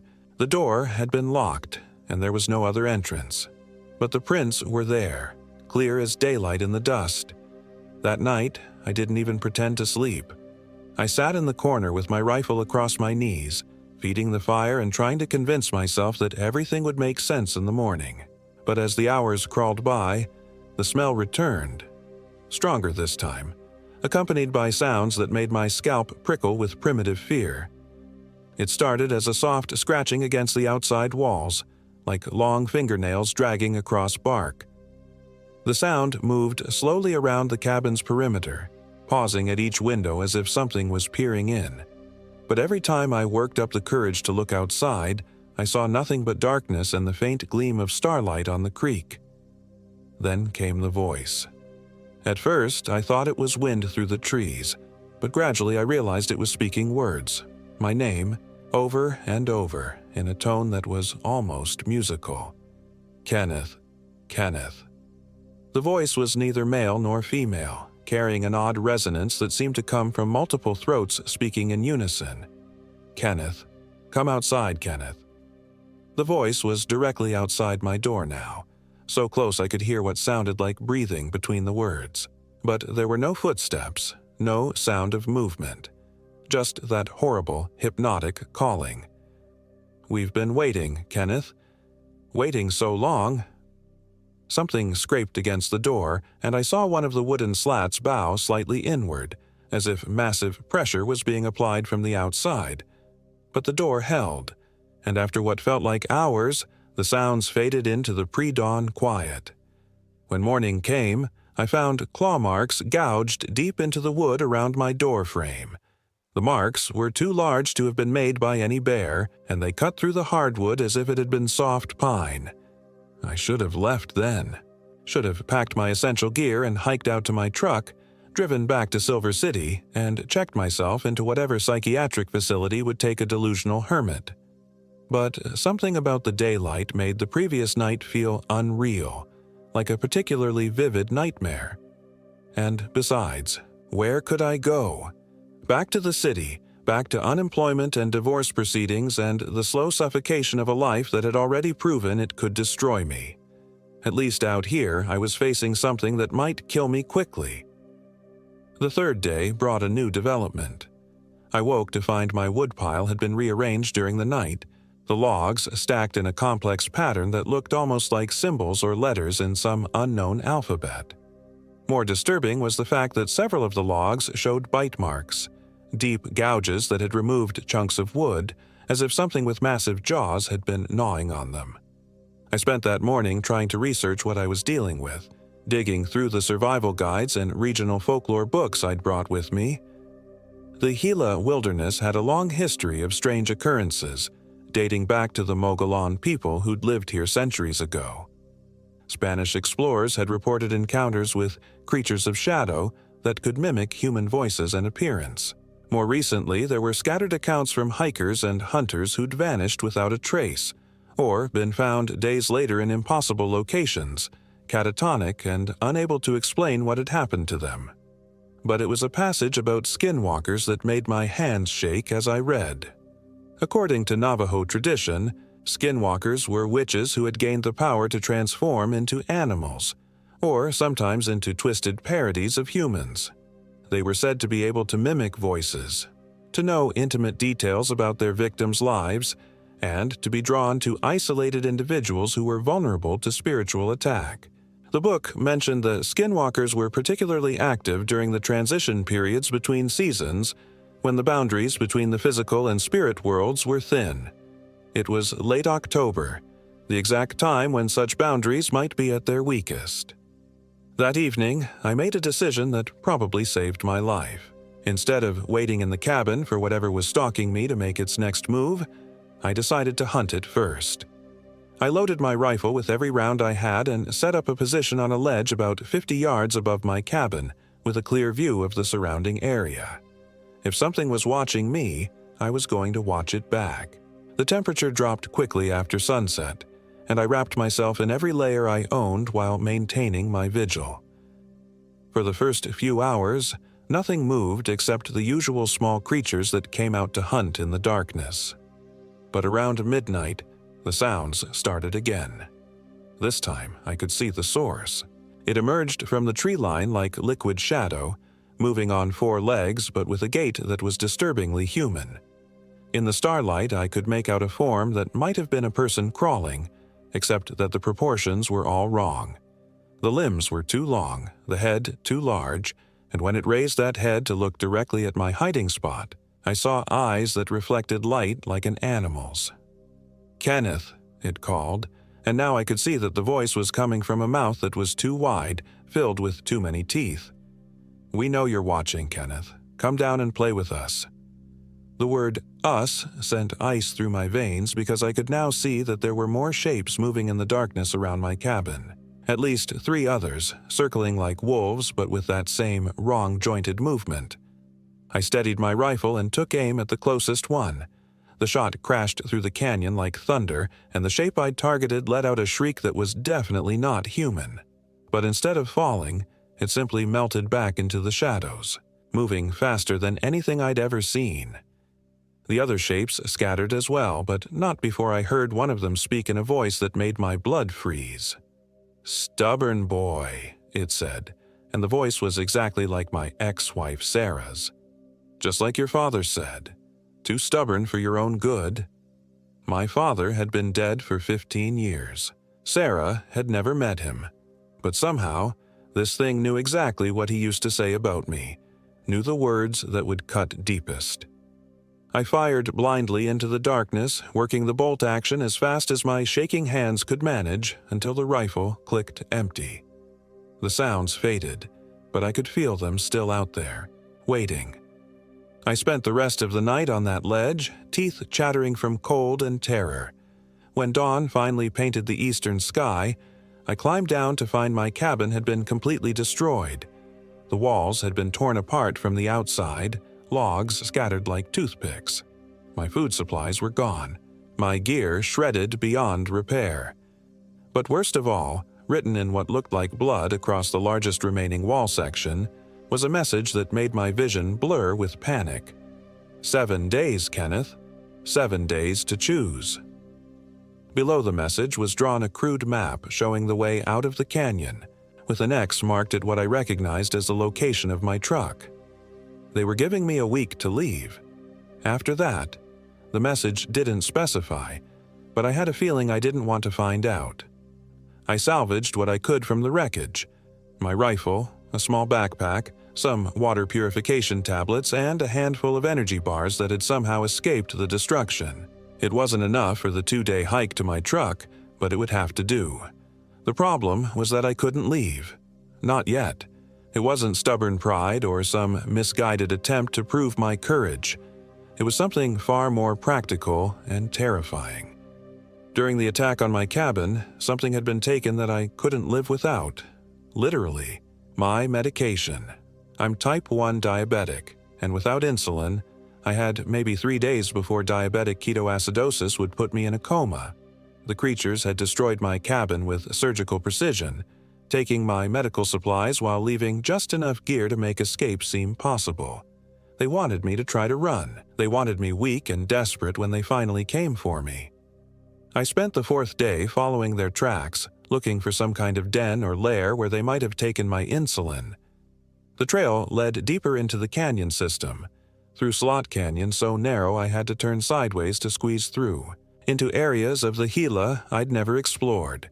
The landscape here was different, older somehow.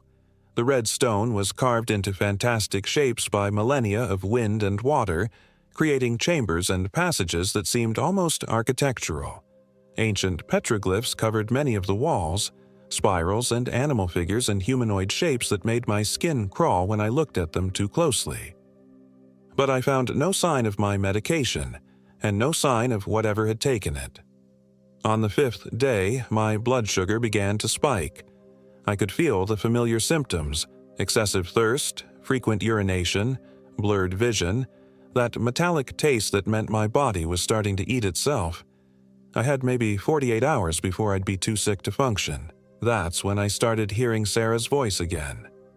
She was calling to me from somewhere deeper in the canyon system, her voice echoing off the stone walls in ways that made it impossible to determine direction. But it was definitely her voice, speaking words she'd never said.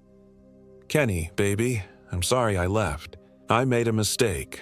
Come find me, and we can start over." I knew it wasn't really Sarah. Knew it was one of those things using her voice to lure me deeper into their territory. But after 2 days of steadily worsening symptoms and the growing certainty that I was going to die in this wilderness, the sound of familiar voice was almost irresistible. I followed the voice deeper into the maze of stone passages, my rifle ready but my hands shaking from more than just adrenaline. The deeper I went, the more the landscape seemed to shift and change around me. Passages that I'd just walked through would be gone when I turned around, replaced by solid walls that showed no sign of recent construction. Finally, I emerged into a circular chamber about 30 feet across with walls that curved up into darkness overhead. Ancient drawings covered every surface, but these weren't like the petroglyphs I'd seen before. These looked fresh, as if they'd been painted recently with something dark and organic. In the center of the chamber sat my medical bag, unopened and apparently untouched. "Take it," said Sarah's voice, though I still couldn't see where it was coming from. "Take your medicine, Kenny, but first you have to pay the price."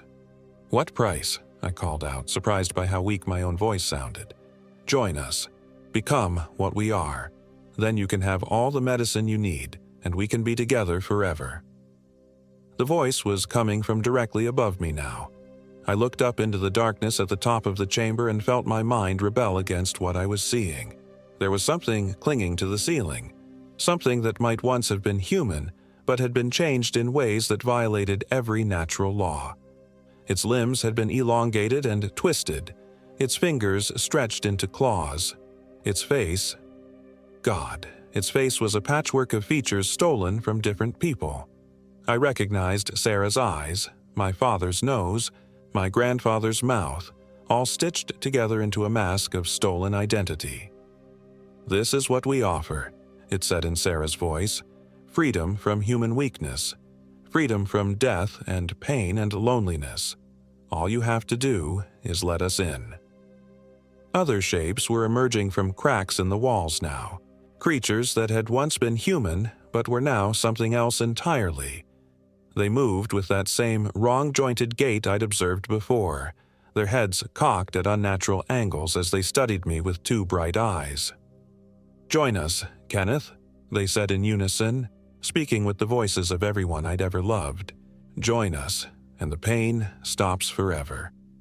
I looked at my medical bag, sitting just a few feet away.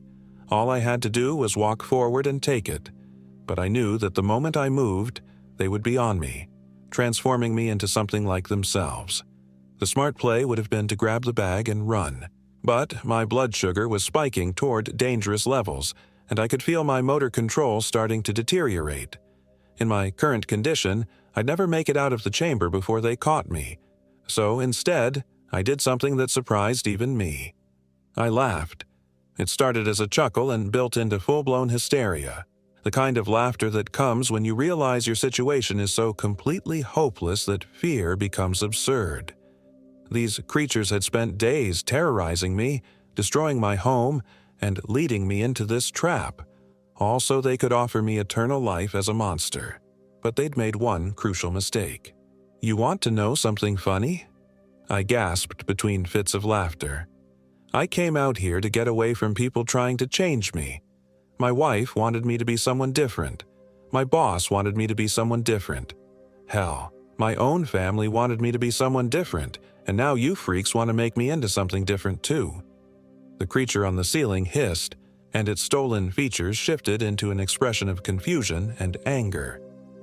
"You know what I learned in 8 months of living alone? I continued, raising my rifle, I learned that I like myself just fine the way I am, flaws and all, even if it kills me.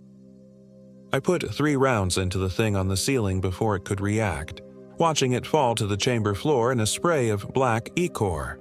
The other creatures shrieked and rushed toward me, but I was ready for them. The rifle fire in the enclosed space was deafening, but I kept shooting until the chamber was full of smoke and the floor was slick with dark fluid. When the rifle clicked empty, I drew my hunting knife and prepared for the final rush. But it never came.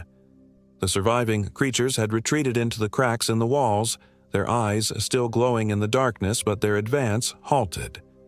I realized they were waiting for something, waiting for me to weaken further, waiting for the diabetic coma to take me so they could claim my body without further resistance. I looked at my medical bag, still sitting untouched in the center of the chamber, still too far away to reach safely. That's when I remembered something my grandfather had told me about his time in Korea, about the difference between winning and surviving. "Sometimes, boy," he'd said, "the only victory is making sure the other bastard loses too."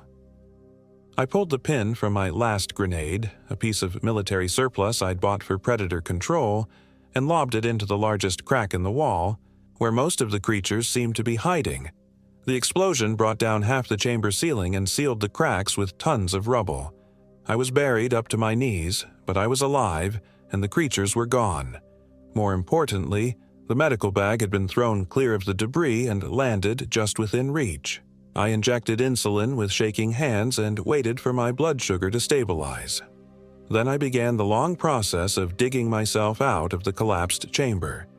It took 6 hours, but I finally managed to clear enough rubble to squeeze through a gap near the chamber entrance.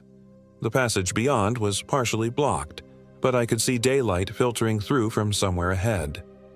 I crawled through the debris for what felt like miles, following that distant light until I finally emerged into blessed open air.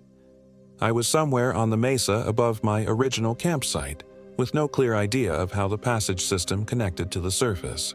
But I was free. The hike back to my truck took 3 days, mostly because I kept getting lost in terrain that should have been familiar. It was as if the landscape itself had been rearranged, or my memories of it had been altered. But eventually, I found the dirt road that led back to civilization. I never reported what happened in the Gila wilderness. Who would believe it? Instead, I told people I'd had a bad reaction to the isolation and decided city life wasn't so bad after all. But sometimes, late at night in my apartment back in Silver City, I wake up to the sound of something scratching at my windows. And sometimes when I'm walking down the street, I catch a whiff of that sweet, sick smell that reminds me of death and transformation. I think they're still out there, somewhere in the vast wilderness of New Mexico, still hunting, still looking for isolated souls who might be tempted by their offer of dark immortality. And I think they remember Kenneth Young, the stubborn bastard who chose death over transformation, who preferred his human frailties to their monstrous perfection. I hope they remember, because if they ever forget, they might come looking for me again. And next time, I might not be strong enough to say no.